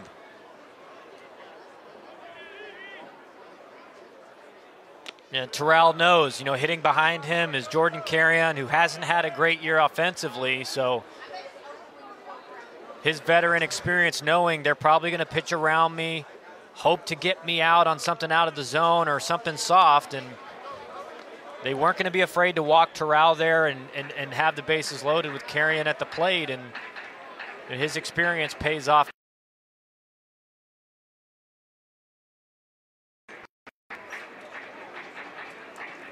Carwile, meanwhile, will try to shake it off. Count even at 2 on Carrion, who's got a walk into fielder's choice. Seminoles have now out-hit the Jackets 8-7. 1-1 outside, count's gone full.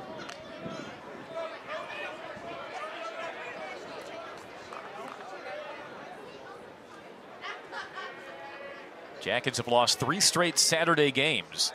And they've led in all 3 of those games, and that one is knocked down by Simpson, but won't have a throw.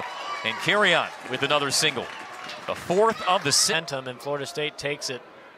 Runner takes off as that ball is served into right center. Hall cuts it off, makes the grab. Might have 2 as he guns it back down to first. And Carrion able to beat the wrap.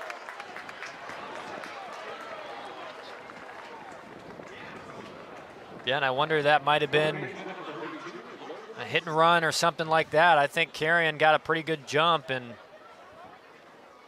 I would expect Tyler Martin, seeing that, to probably take and allow the base runner with 2 outs to try to get to second base. But because he swung, that makes me think it probably was a hit and run, trying to get the defense moving for Georgia Tech. Well, Georgia Tech gets that bullpen door moving. John Medich will come in. Georgia Tech down by 2. We'll give you Medich's numbers next.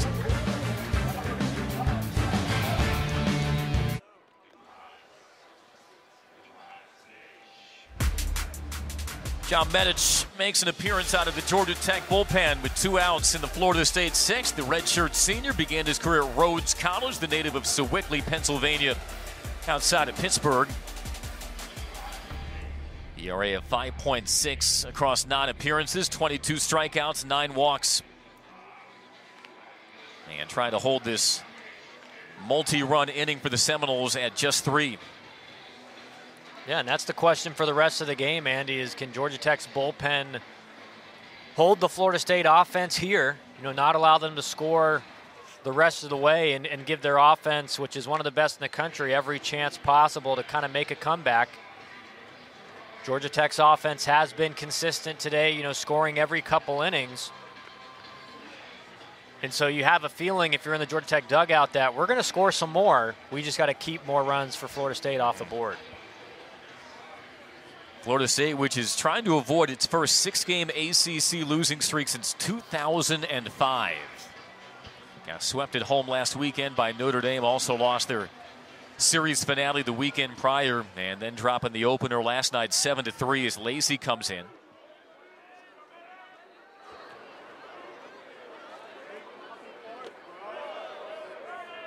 Appeal to first did not go. 1-0.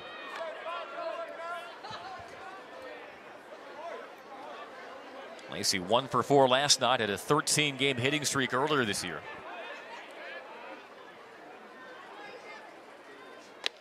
That drops in to even the count.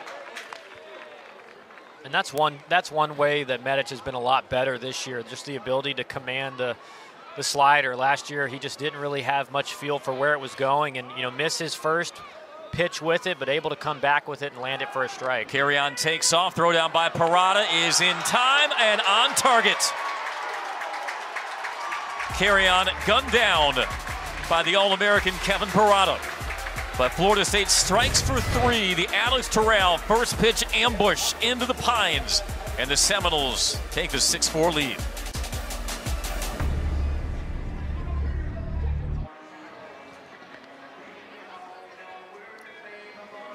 Now, the Seminoles only had 5 hits through the first 5 innings, but they busted loose in the 6th. 4 hits, including the Terrell 3-run homer.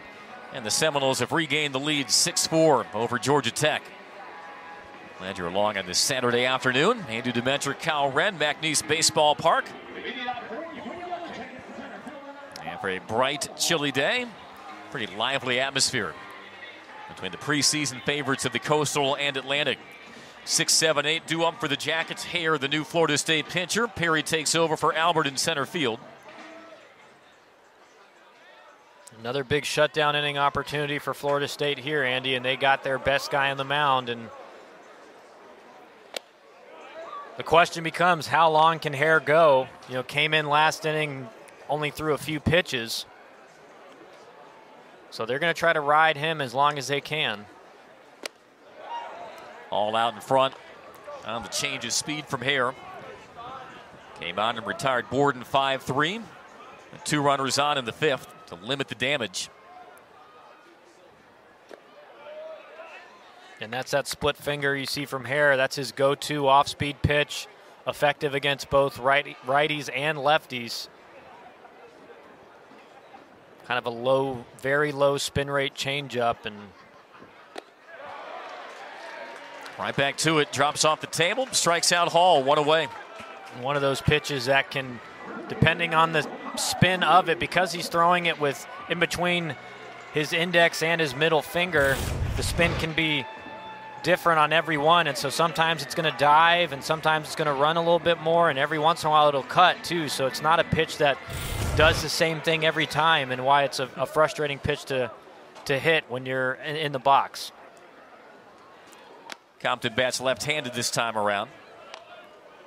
Yeah, just, you know, you can sit on a pitch, you can expect a pitch, but if you don't know exactly how that ball will move, yeah, good luck trying to barrel it. Yeah, and sometimes you face guys, as you know, the split finger there, sometimes you face guys with split fingers that almost has the look of a knuckleball. You know, the spin rate is so low that it has that look of a knuckleball where you really can see the individual seams as it's coming at you. Ground ball deep in the hole, backhanded. Carrion off balance. Is it in time? It is. What a play by Carrion. From the grass for the second out. The range, the recovery, and the rocket from Jordan Carrion. Wow. Yeah, and he does a great job. He gets to this ball and gets rid of it really quick. You see him falling on it on the backside, and Georgia Tech's going to challenge this, and we'll be able to look at it, get a better view. But a great play from Jordan Carrion, and the reason he's out there playing shortstop for the Seminoles. Keep calm and carry on. My goodness. Ba-dum booms. Yep. Did the throw get there before the tap of the bag by Compton? Yeah, it looks like it did. Yeah, he's going to be out, and you know, that was my feeling watching the play live. It looked like Compton was just out by a little bit, but it was enough to be able to see it from up here in the booth. Just a great play from Carrion. If he takes any more time to get rid of that baseball, Compton's safe. And again, the ability to get rid of it quickly and get arm strength on it, you know, you just don't see that a lot. Look, I know Major League Baseball is underway, and they sometimes monopolize the SportsCenter top 10 on a Saturday, but make room for that one. Good heavens. And 2 away for DeLeo.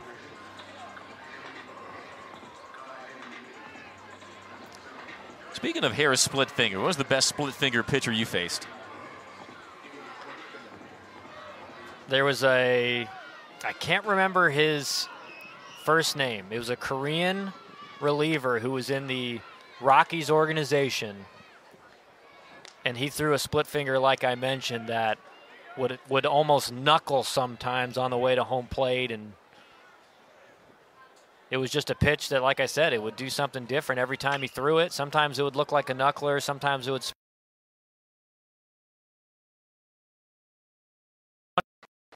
The reason a knuckleball is so tough is, one, it's the velocity's slow, but as a hitter, you're reading the spin of a pitch. You're reading that backspin on a fastball, that top spin on a breaking ball. And on the split finger, it's really tough to read the spin, and so it's hard to figure out where it's going to land and when it's going to get there. Terrell calls everybody off, pulls it in, 1-2-3 inning, and there's that shutdown frame with some sparkling defense behind here as well. We head to the 7th. Florida State on top, 6-4.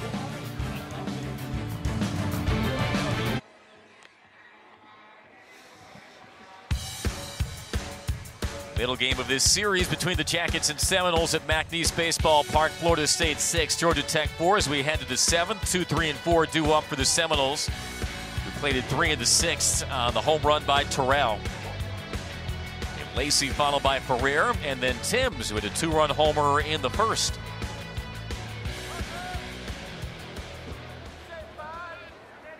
Yeah, I wouldn't be surprised to see Florida State, if they get some runners on, play a little bit of small ball if the right hitters are up, because with the way Davis Hare is throwing, he looks like he's got his A stuff. The fastball's at 94, 95. He's commanding the split finger, getting a lot of swing and misses on it.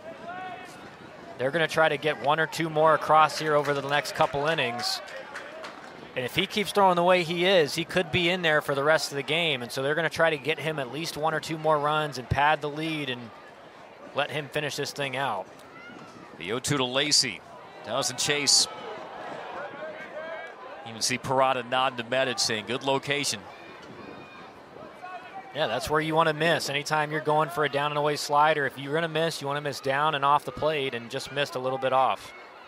Drops in, strike 3 looking, and Medic struts off the mound. He knew it. Yeah, one man's strut is another man's trudge, and it was Lacey having to do the trudge back to the FSU dugout. Yeah, got away with one there. I mean, he was trying to do the same thing as he did the last pitch, but left that one over the middle of the plate, and luckily got Lacey to freeze on it, because it would have been a great pitch to hit. Brings up Ferrer, still searching for his first hit of the day. Florida State's leader in that category. And a 2-run single in the 7th inning last night. Native of Bayamon, Puerto Rico, though he played his high school ball in Florida. Mike Martin Jr. said of him, he's one of those guys that are just literally born to hit. And get hit. He leads the ACC in hit by pitches. Tacked up his 13th earlier. 1-2. Medic is just by and far better than he was last year. Has so much better feel for the command of both his fastball and slider. Foul tip couldn't get squeezed by Parada, so Ferrer hangs in. What do you attribute that to? Because we had talked about this. D3 transfer from Rhodes College. Do you attribute that to adjusting to the level of competition, or adjusting to having a new pitching coach, a combination? I think it's a combination. I mean, I think it's obviously Danny Burrell's done a lot of great work with him over the last year and a half, but at the same time, I do think, it was a big difference coming to an ACC school, playing in big-time weekend games on TV all the time, and so it was kind of both of those things. He's probably a little bit more comfortable out there on the mound this year. And I think him and Danny Burrell worked a lot this offseason to kind of fine-tune his mechanics to get him to be able to repeat his delivery a lot more. And that's helped him a lot this year. And one of the reasons he's thrown a lot more innings is because they feel like he's going to throw strikes. He's not walking near as many guys as he did last year. And been effective so far today. Earned the win in that 14-inning marathon versus Georgia last year as he deals another 1-2 to Ferrer, and it skips away from Parada.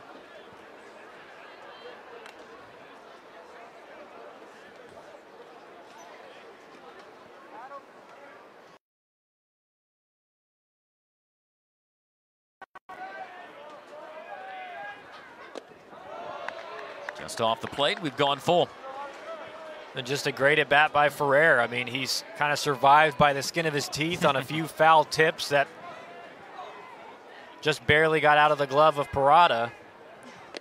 Strike 3. Hammered him with the off-speed. And you could just tell there that Ferrer thought he was 100% getting a fastball, and Medic just throws a get-over slider for a strike. And Ferrer was frozen. He was, that's right. Second time he's been struck out. 2 up, 2 down for the cleanup batter, Tibbs. And that's just something that Medic couldn't do last year. I mean, in a 3-2 count, he didn't have the feel or the confidence to throw his breaking ball for a strike, and that's why it's so effective. A lot of college hitters just assume 3-2, they're getting a fastball. When you're able to locate a slider effectively, you can get a lot of guys frozen like Ferrer was there. 2 balls, no strikes to Tibbs. He followed that 2-run homer in the first with a strikeout and a ground out to first.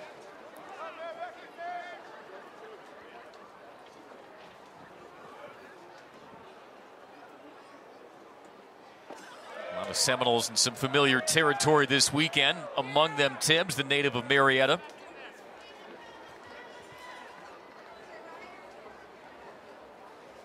Homered on his first career pitch as a Seminole. Did that versus James Madison.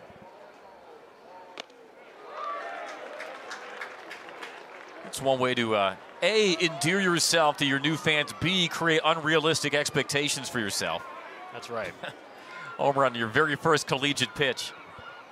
And you don't see what Medic just did a lot. 3-0 slider for a strike. And he gets the pop-up opposite field. Gonzalez the catch, 3 up, 3 down. Time to stretch at McNeese Baseball Park. Florida State up by 2.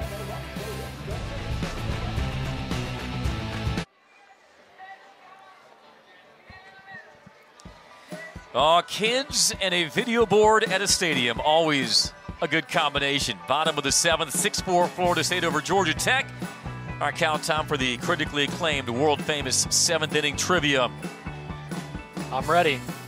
The longest losing streak by a team that went on to win a World Series, Major League Baseball, not College World Series.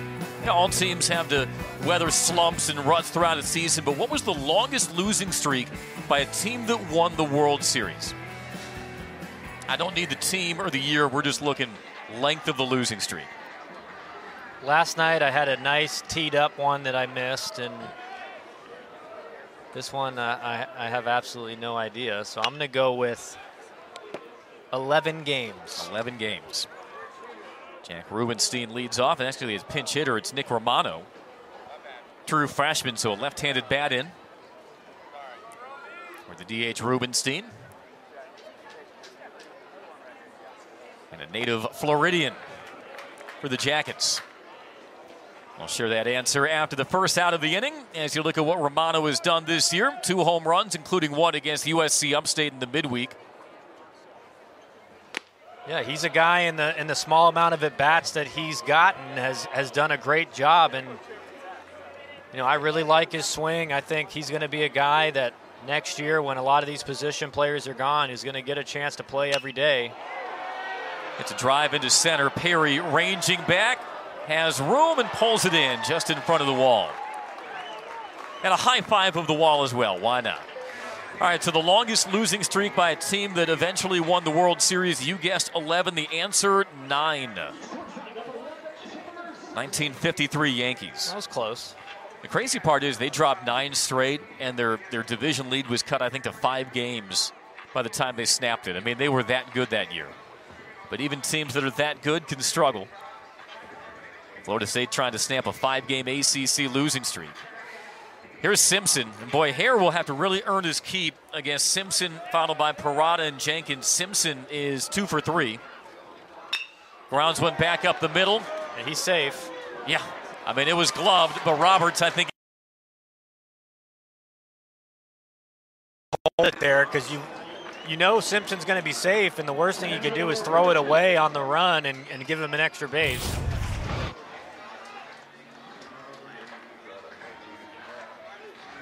You know, Roberts does as good of a job as you can do of getting to this ball and getting rid of it and getting arm strength on it, but you know, Simpson's 5 steps past the bag when Terrell catches it.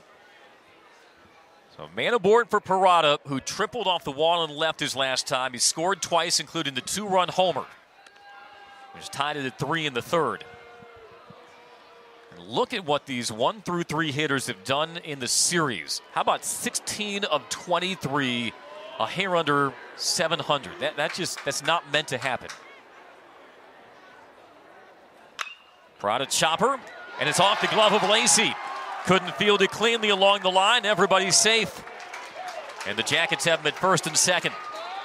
Yeah, and I was about to say, you know, you might see Chandler Simpson with a righty on the mound maybe try to swipe a base, but Parada, you know, hits some funky spin on this one, kind of an in-between hop for Lacy. You know, probably will go down as a hit. But now with Simpson on second base, the question becomes, you know, do you let Jenkins, who's been hot for the last 4 or 5 weeks, it seems, do you let Jenkins hit, keep Simpson at second, or do you let him try to sneak a base? And Parada's really good at following behind him and taking it, and he's watching him right now at first. Give it a long look. Jenkins had the RBI single with 2 outs in the 5th to plate Parada. After the 5-for-5 night last night, that is scored a single, by the way, for Parada. So he's 3 for 4. There's a 1-2-3 in the Tech order. That average bumps up to 7.08. 1-0. Check to swing, couldn't hold up.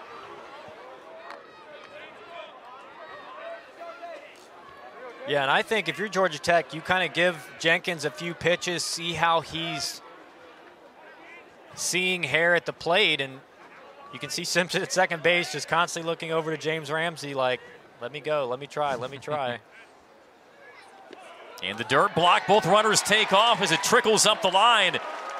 And the Jackets have him at second and third.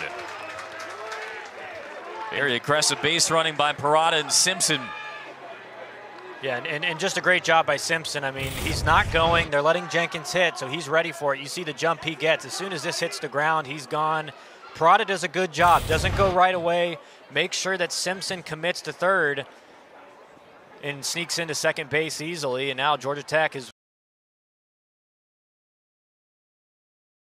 First did not go, and the count now 3-1.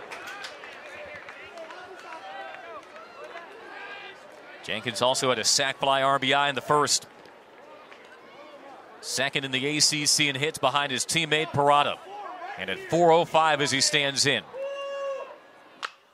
Grounds one weakly. Simpson busting for home. Throw is high though, and Simpson slides under it. Everybody is safe. He tried for the glove flip, but it looped out of the glove. They're at the corners, and it's now 6-5. You cannot kill what you cannot catch. Yeah, and you know, Simpson's a guy that the rules go out the window with his speed. Again, this is not a ball that you typically want your runner at third with 1 out going home on. But he just goes right away. He doesn't hesitate and just outruns the baseball. You know, if Hare, it's a glove flip. It's a tough play to kind of be accurate with, and when he flips it, it's high to the catcher and just enough to allow Simpson to slide underneath. And I think even if he had made a real accurate flip, I think he's still safe there. And man, it's so fun to watch how his speed affects the game. Again, you know, 99.9% of base runners are never going to even go on that. And Simpson not only goes, but is safe easily at home. And you know, 99.9 might be a conservative estimate as well. Be. I mean, and you're right, that glove flip, it looks easy, but it sometimes can spray out of the glove. And it's the only chance Hare has, yeah. Because if he tries to transition it to his hand and then underhand toss, Simpson's safe easily. You know, with a 2-run lead, you almost would have wanted Hare to just get the out at first and put you in a 2-out situation and concede the run. And now with runners on first and third and 1 out and a guy that can run at the plate in Tres Gonzalez, you know, Georgia Tech had a meeting there. You wonder if they might try to put on kind of a safety squeeze type play to score Parada from home and move Jenkins to second base. Gonzalez swinging and drives one deep into center. Perry Campson makes the catch. Plenty deep, though. Parada tags and scores without a throw.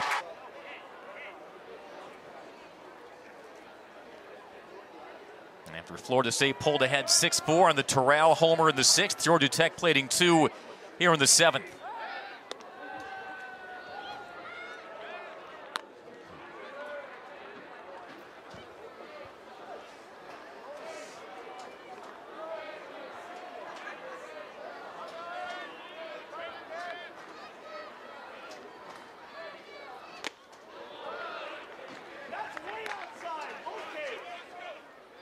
So many plays from Georgia Tech this inning. I mean, it all rests on Chandler Simpson. I mean, his ability to read the ball in the dirt, get to third base, allows Parada to get to second. I mean, so many things he did this inning on the base paths. Put Georgia Tech in position to score both runs. And just 2 infield singles. You know, both Parada and Simpson's singles were infield singles, and this is an offense where you see a lot of home runs, a lot of extra base hits, but this is why the offense is one of the best in the country, because they can score runs in a lot of different ways. Just off the corner, the count's gone full.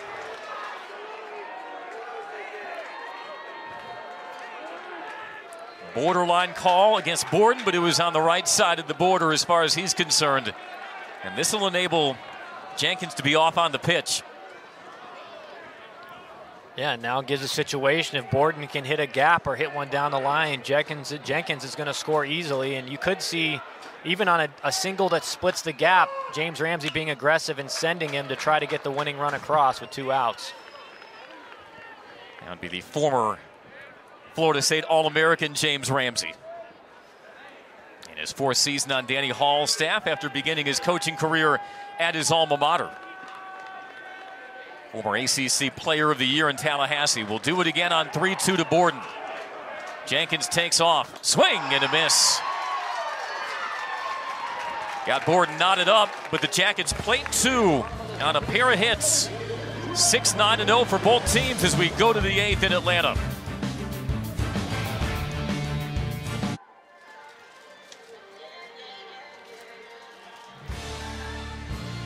On to the 8th. Tied at 6 after Georgia Tech struck for 2 in the bottom of the 7th.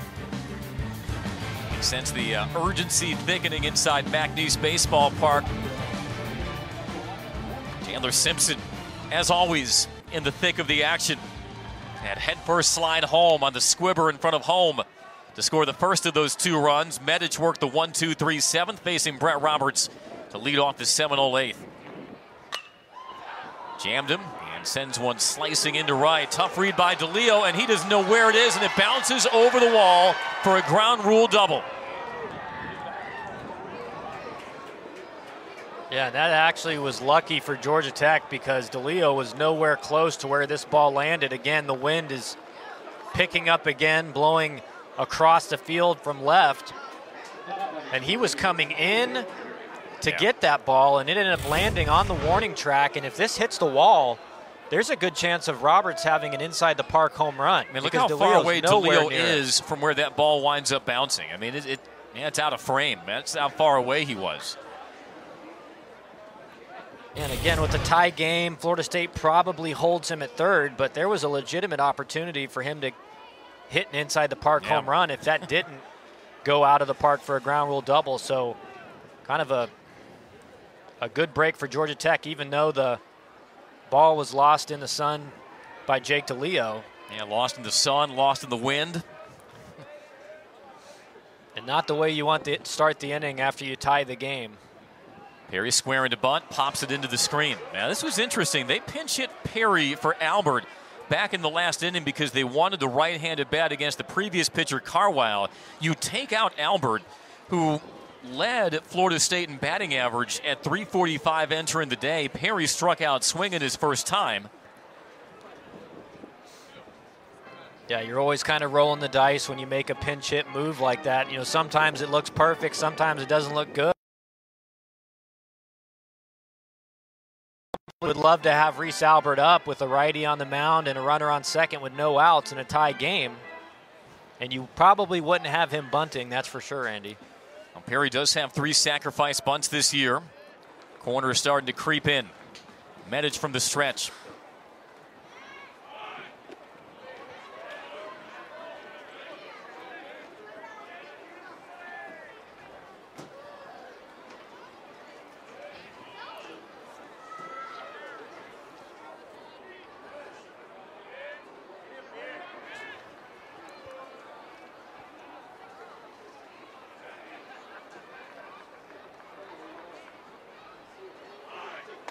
And there's strike two. You know, you'd mentioned that with Roberts' speed, had that ball not bounced over the wall, he might have had a chance for an inside the park home run. As you now learned from last night, the last Florida State player with an inside the park home run was James Ramsey back in 2011. That was our 7th inning trivia last night. See if the swing is on for Perry on 1-2. He doesn't chase. Yeah, and I think what happened with DeLeo, you know, at this time of day, the sun's not high up in the sky. So I think what happened was he's got the glasses on because the sun is low and in his face. But when you have the sunglasses on and that shadow starts to creep up, it's tough to see the ball off the bat. So I think he didn't really see the ball off the bat that well. And then it went up through the sun, and he was just never able to find it again after it went up above it. Perry with a soft grounder to short. Simpson in time, but that is a productive out to move Roberts to third. As Perry chokes up on 2 strikes and puts the sacrifice fly in play for Vincent.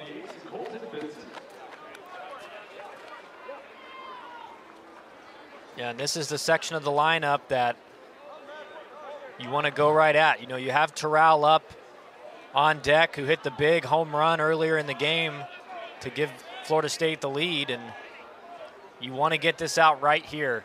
Watch out, Vincent nearly got hit.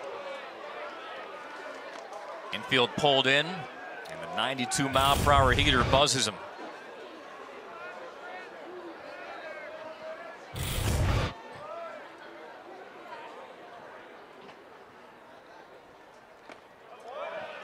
Yeah, I was wondering if Medic was going to go with the slider there. You know, a lot of times your kind of experienced pitchers, you know, they never try to go that high up and in, but when you make a guy get out of the way with a fastball like that, a good pitch to come back with is a slider thrown in the same location that they're going to flinch on.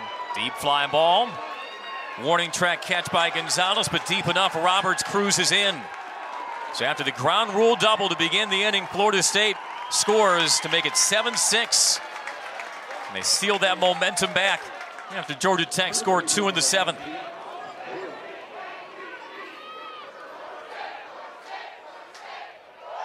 Here's the other thing we haven't considered on that ground rule double by Roberts. Even had DeLeo made the right read on it, do you think he would have been able to make the play? I think if he was able to see the ball off the bat, it was in the air long enough that I think he would have had a chance of making the play. Like you said, he would have had to run a decent amount of the way, but I do think it was a makeable play. Well, for the moment, though, Florida State has taken the lead. New pitcher coming in for the Jackets.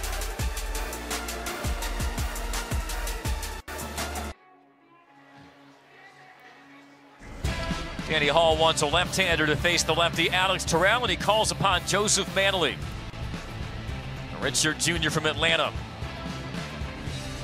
One of the veteran arms in Danny Hall's bullpen, ERA at 8.5 across 13 appearances.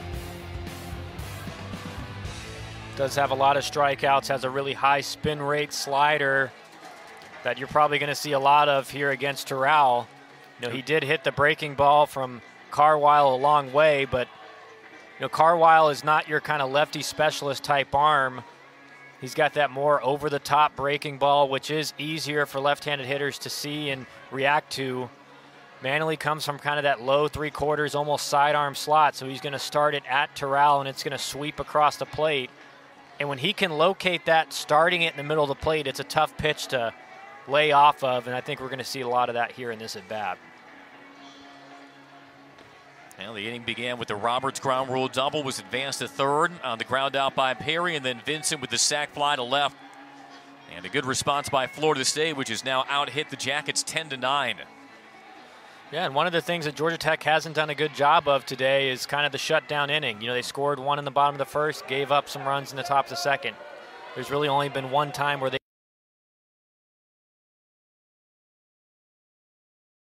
Drops low to Terrell. His home run in the 6th, his 8th of the year, 45th of his career.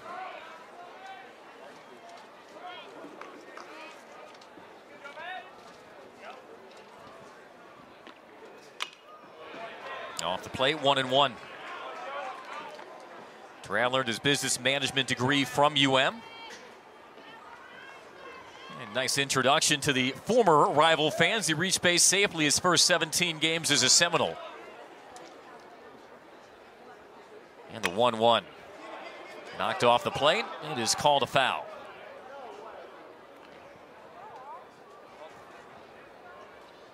And Manley doing a good job of commanding the fastball in Terrell. You know, a lot of people think with your big power hitters, you want to stay away from them, but when you go away from them, they're able to get extended and kind of get a lot of strength on that pitch. And a lot of hitters like Terrell are good at kind of pulling those pitches away.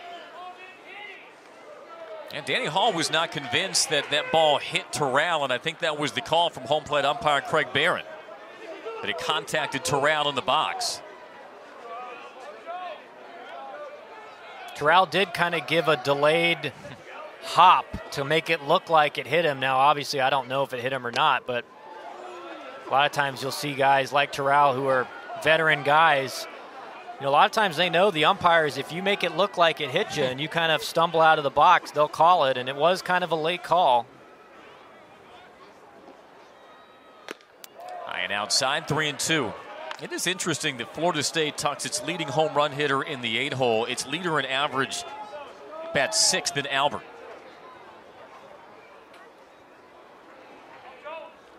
And Terrell gave the Seminoles life in that 6th. The payoff pitch from Manley. Waved on and missed. Went chasing on a tailing fastball. And the Seminoles game versus North Carolina State. Hall searching for his 2nd hit of the day. Nicks it to stay alive. Yeah, and I think if Hare has a quick 1-2-3 inning here, you're going to see him come back out.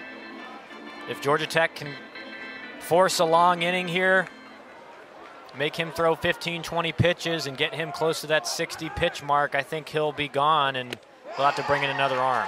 Blows it by Hall. One away in the 8th.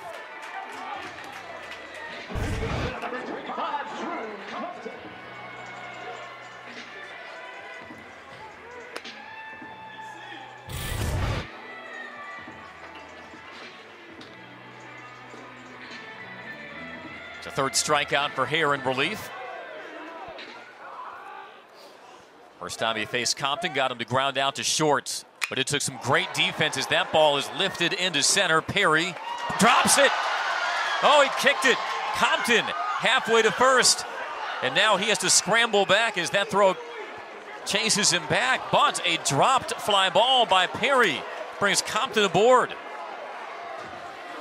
Yeah, well, you wonder, could he have gotten that second base? Yeah, you know, I was about to say, Andy, you know, that's why you teach your guys, you always run hard because you never know what's going to happen. And Perry drops this and then boots it away further. And Compton had slowed down all the way to first. And even after that, I think if he would have just committed to second base, he gets in there easy. And, you know, the inability to run hard out of the box and then not commit to second base, and then he's almost out in no man's land and almost gets thrown out at first.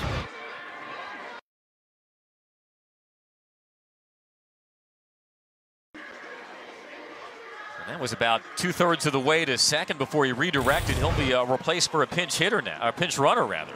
Yeah, and I think that's Danny Hall trying to get a point across. You know, that you're in a 1-run game.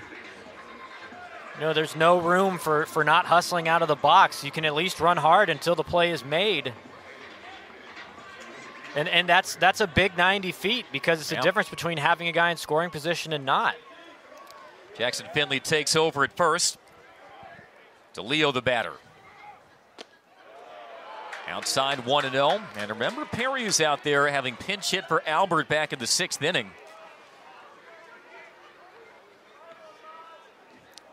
Aside the air to him. DeLeo trying to atone for misreading that fly ball on Roberts. back at the top of this inning that resulted in the ground rule double. Yeah, and it's really going to sting for Georgia Tech if DeLeo's able to get a hit here and, he hits a single. They're really going to be wishing that they had a runner on second base. Again, it's the top of the 8th. Only one more at bat after this to tie the game up, and every 90 feet counts. And again, that's why you run hard out of the box no matter what until the play's made. Blocked by Vincent. Count runs to 3-1. DeLeo missed a month with an upper body injury, returned to the lineup last week. I think Florida State's starting to get a left-handed arm loose in the pen, either to face, Romano at the bottom of the order, or maybe Chandler Simpson if he's able to come up this inning. Turns on a high, hard one. Yanks it foul.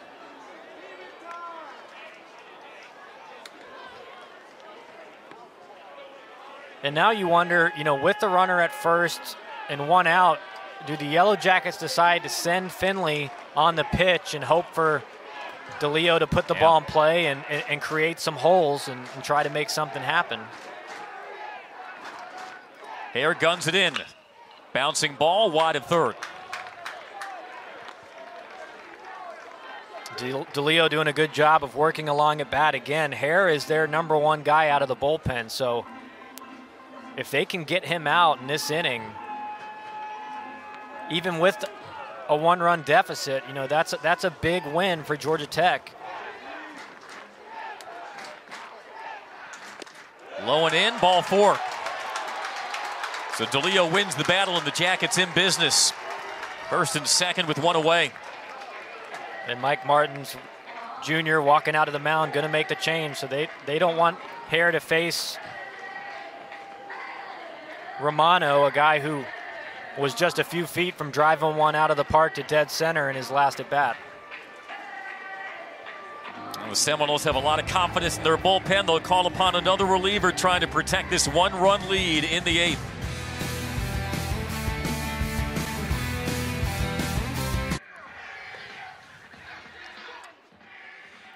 Pair of left-handers due up for the Yellow Jackets, and the Seminoles call upon their most experienced arm from the left side is Jonas Scalaro, senior from Valrico, Florida. And look at his numbers this year, 1-3. An ERA of 4.5, but this is a guy who's logged a lot of appearances in his Florida State career.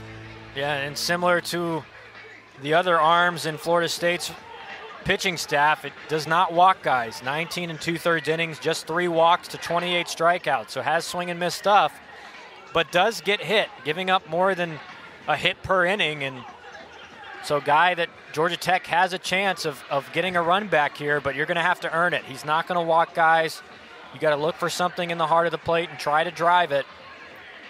Does have that fastball, curveball, changeup combination. And Georgia Tech going to make a pinch hit here for Romano with John Anderson, a guy who's got some thump in his bat and has a chance to split a gap or hit one out of here and either give Georgia Tech the lead with either one. With DeLeo on first base, a guy that can really run. If he can split a gap, Georgia Tech will take the lead. Scalaro, a Cape Cod League All-Star over the summer, former collegiate baseball freshman All-American. So Anderson pinch hits for the freshman Romano. Anderson, by the way, had a 3-run homer in the midweek win versus USC Upstate. Had his second career homer against the Seminoles last year. Yeah, and so if you're John Anderson, I mean, your goal is to try to drive one. Don't hit it on the ground. You have Chandler Simpson who, no matter what he does, it's a hit. And so you have a guy on deck who's been. His goal has got to be try to drive it to the outfield, a line drive or a fly ball. You can deal with a fly out, a line out. You don't want to double play in this situation. Changeup stays up. Anderson 185 on the year. Has struggled a bit, but Jackets know what a talented hitter he can be.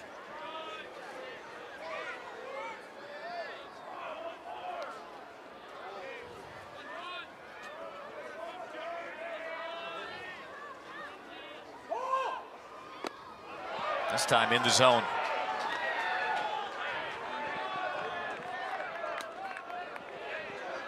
And Scalaro doesn't have kind of the premium velocity.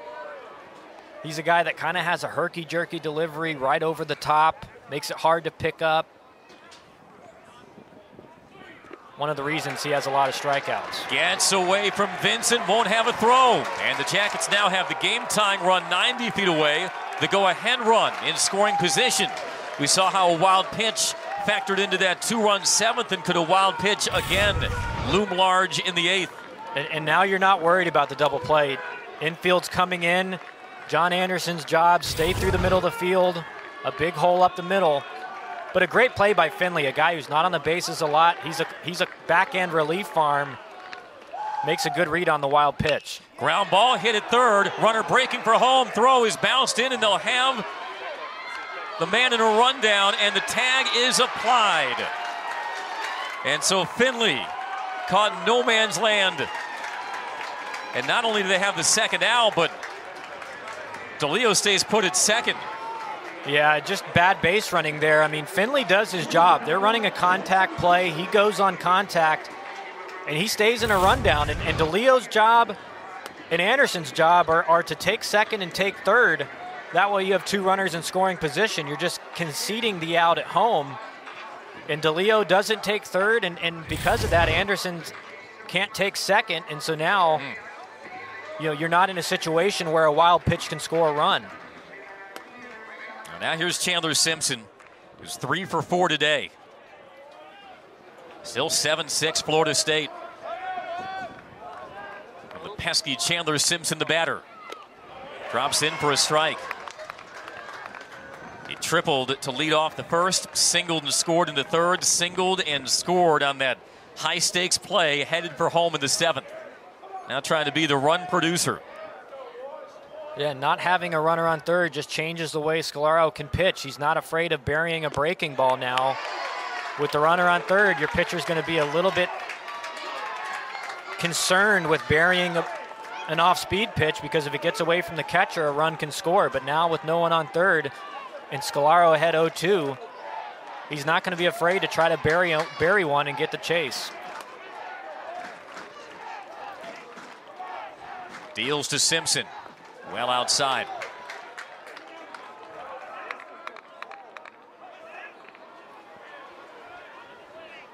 Simpson 3 hits yesterday and an RBI, 3 hits today.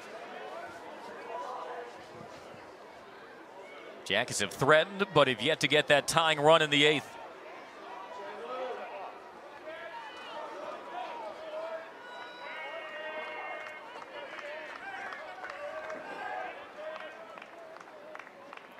The pitch, cut on and missed. So Scalaro out of the pen and keeps the Jackets from crossing home. Georgia Tech strands 2, and we go to the ninth. Still 7-6 Seminoles.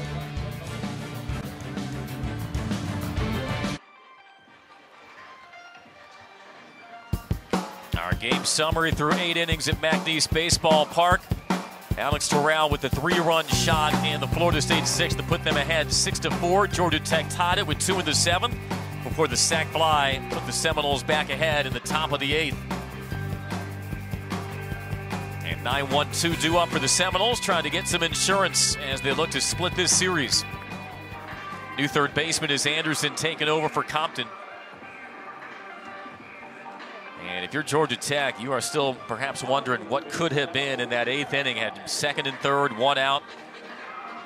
Couldn't get that game-tying run to come home. We talked about earlier, Andy, kind of the runners in scoring position, and Georgia Tech just hadn't taken care of business in that department today. And I think in that situation, it was one thing you can't do in a situation like that. You got to try to drive it up the middle and in the air, and if he does that, it's a run. Carry on, followed by Martin and Lacey.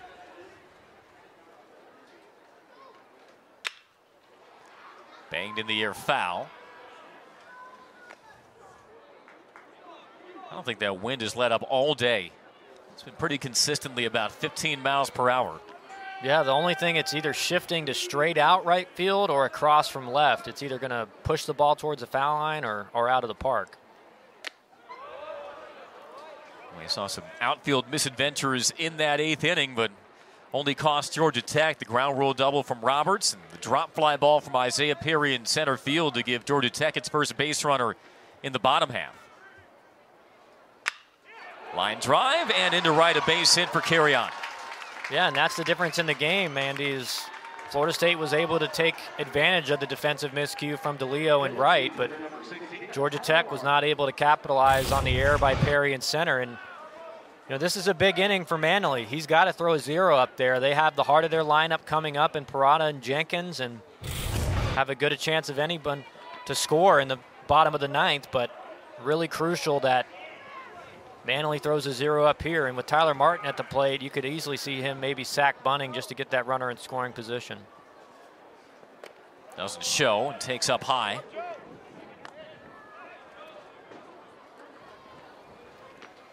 Martin, an RBI single in the 2nd.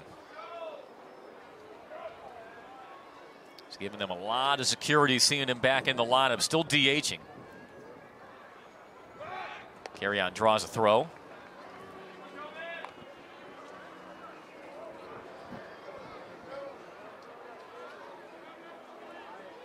Tightly contested game throughout.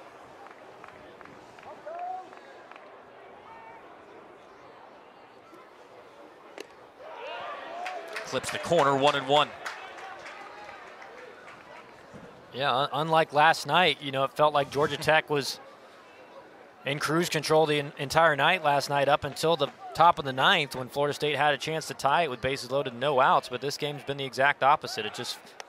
It's been close the entire game, and Georgia Tech and Florida State been exchanging leads, and right now Florida State with the advantage.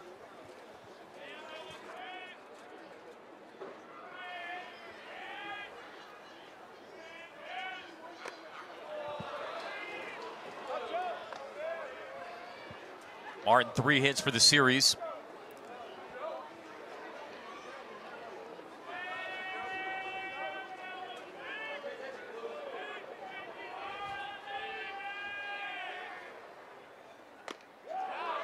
At the knees, 2-2. Seminoles urgently trying to snap a 5-game ACC losing streak, longest one they've suffered in 7 years. After falling 7-3 last night, despite some chances in the 9th. Yeah, that's why I'm a little surprised that Tyler Martin wasn't sack bunting here. I mean, you have the heart of your order coming up in Lacey and Ferrer and Tibbs. So you feel like Florida State in this situation may just be playing for 1 run, try to pad that lead a little bit. And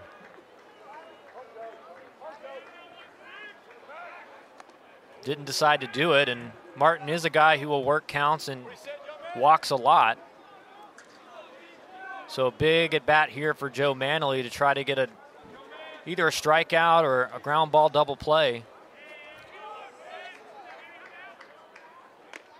And we've gone full.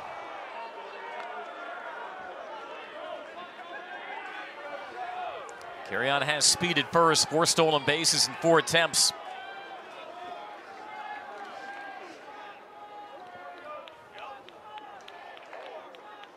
And the payoff from Manley. Bouncing ball, speared by Manley. Oh, and he throws it away. Sailed from Simpson. And now nobody covered at second. Simpson was at instead of to the bag, and that's why you saw the throw go into center field, and just a big error there in a situation where you want to throw up a 0 and give your offense a chance to tie the game in a 1-run game. Lacey thinking squeeze, but he cues it foul, 0-2. Like that idea from Lacey, who's 1 for 4 today. Again, if you're Florida State, I mean, you got one of your best arms on the mound. You feel like, you don't need 5 runs this inning. You just need to get 1 or 2 and pad that lead. Cut on and missed. Lacey down quietly for the first out. Big situation for Dawson Brown, and just a great pitch. Starts that slider middle of the plate and runs it off the plate and gets the chase from Lacey, and this is the reason he's in. He's a really tough matchup for right-handed hitters, and that's why he was brought in, to get not only Lacey but Ferrer here. And with the lefty warming up in the pen, you could see a pitching change if Brown's able to get Ferrer out. Ferrer's been a tough guy to get out all year. 319 on the season. 0 for 3 today. Has struck out twice, but has also been hit by a pitch. Drawn in infield, and it's shifted. Not a look you see often. And it goes the opposite field for a base hit. Played on a hop by DeLeo. 1 run comes in. Throw is late, and Ferrer plates 2 to make it Oklahoma State, and prior to that, LSU. And a 306 hitter. Sends this a mile high. Anderson gives way to Simpson. Squeezes it at the cutout, 2 away. I was about to say, Mathis on track to play for one of the best teams in every conference in the Power 5. He's getting a nice little sampling throughout his career. You love to play the comparison game. Oh, is the SEC really tougher than the ACC? Is the ACC better top to bottom than the Big 12? Just ask Brock Mathis. He knows. He can give you a detailed scouting report. Jackson Green, the pinch hitter. Reese Base in a pinch hitting situation in the 9th last night. And had maybe the pinch hit swing of the season for the Seminoles with that 2-out, 2-run homer to send it into extras against Stetson on Wednesday.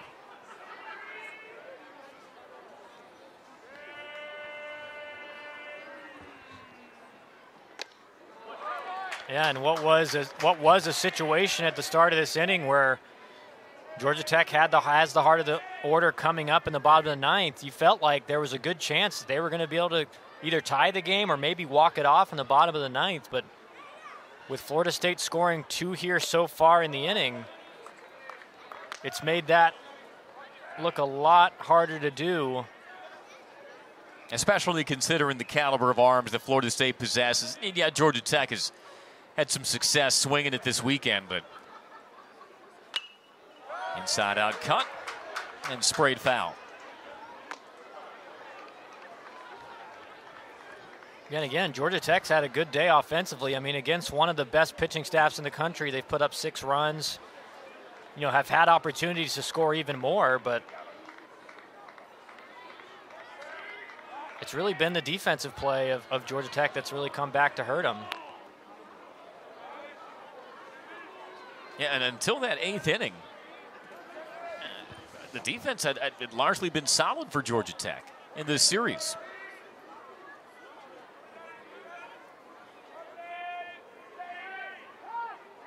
Crawford with a long stare down at Ferrer at first, and that prompts time from Green.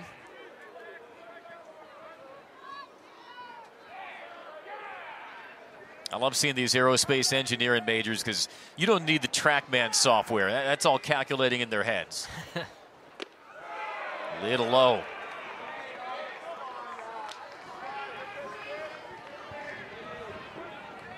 Spin rate, vertical break, horizontal break. You're speaking Sam Crawford's language. As the count even at 2.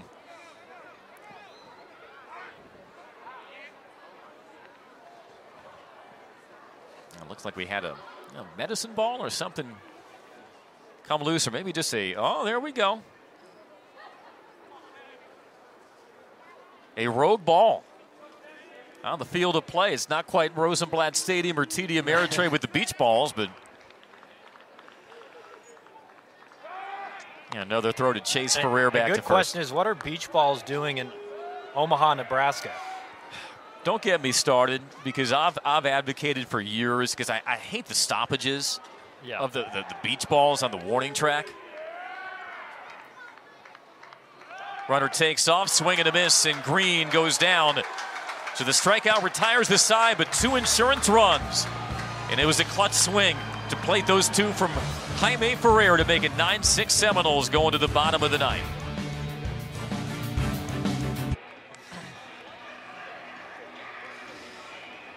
Georgia Tech will have 2, 3, and 4 due up in the bottom of the ninth, but trailing number 20 Florida State by 3 as the Seminoles look to even this series at a game apiece.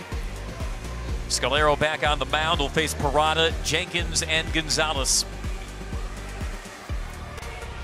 Yeah, and it's going to be a tough task, Andy. I mean, this is a guy like we talked about when he came in. He does not walk hitters. So Georgia Tech's going to have to hit their way on, get some base runners on. And those, first couple base runners have to know their runs mean nothing, so they can't do anything crazy on the base paths. But it all starts with Parada. He's got to get on here, try to get the leadoff hitter on, and try to get a rally going. Multiple defensive changes for Mike Martin Jr. as Kevin Parada stands in, and you heave a sigh of relief knowing you face Parada with bases empty. 2-run homer and a triple off the left field wall as part of his day. He also singled up the third baseline his last at bat. ACC leader in home runs. Fly ball sinking into left. Shaver, the new left fielder, slides and makes the grab. That's a heck of a way to introduce herself to the broadcast. A.J. Shaver, the freshman right fielder. Yeah, and a tough play for your, the ball will find you, Andy. And his first step was back because, Parada has been driving the ball to left field, but does a good job of recovering and makes a nice sliding catch to get the first out of the inning. A big first out for Florida State. Jenkins with 2 RBIs today. In for a strike, in addition to Shaver as the new left fielder. Trayton Rank, the freshman, takes over at third for Lacey. And Jackson Green now at second.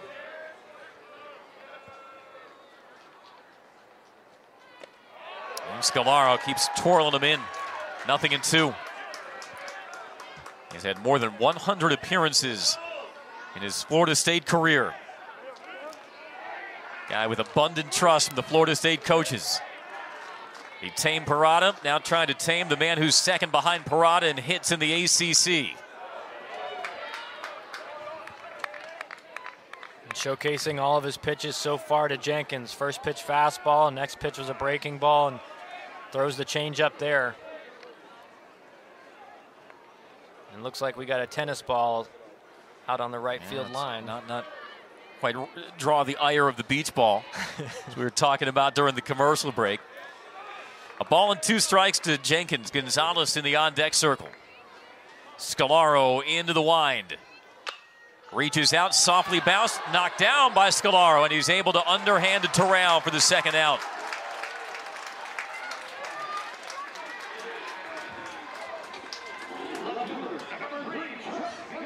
And Georgia Tech's chance is getting slimmer and slimmer now. It's going to take a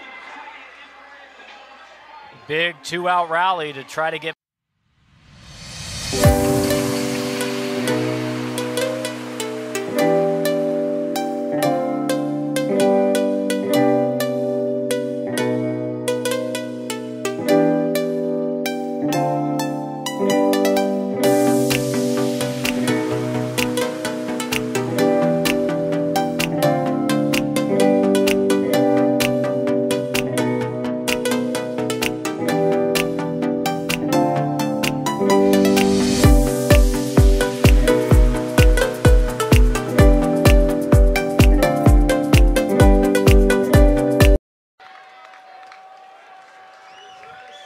Scalaro just getting ahead 0-2 of every hitter so far, making it real tough for Georgia Tech to get anything going.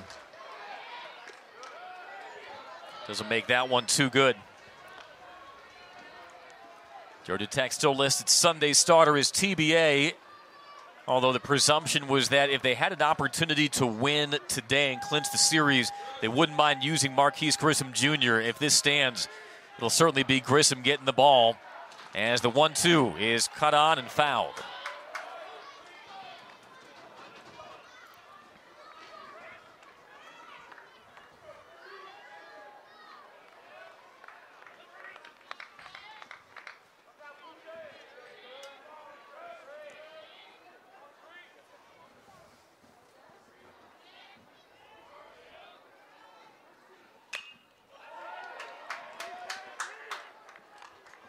Tres Gonzalez doing a good job of just fighting through this at bat. If they're going to come back, he's going to have to find a way on. It just looks like he's going to have to hit his way on. Scolaro just really filling up the zone. Barely makes contact to stay alive. You can tell with Scolaro, just his pitch mix, it is really hard to time. Especially coming in from the left-handers. Especially now with, the shadow over the field and the batter's eye still lit up bright. Tough to pick up pitches at this time of day. Gonzalez bounces it, and it's pulled wide at first.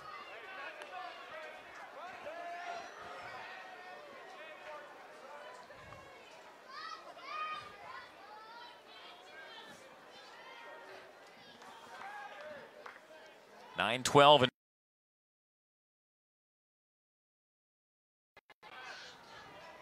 another 1-2. Lifted, center field. Perry has it measured, makes the catch, and Florida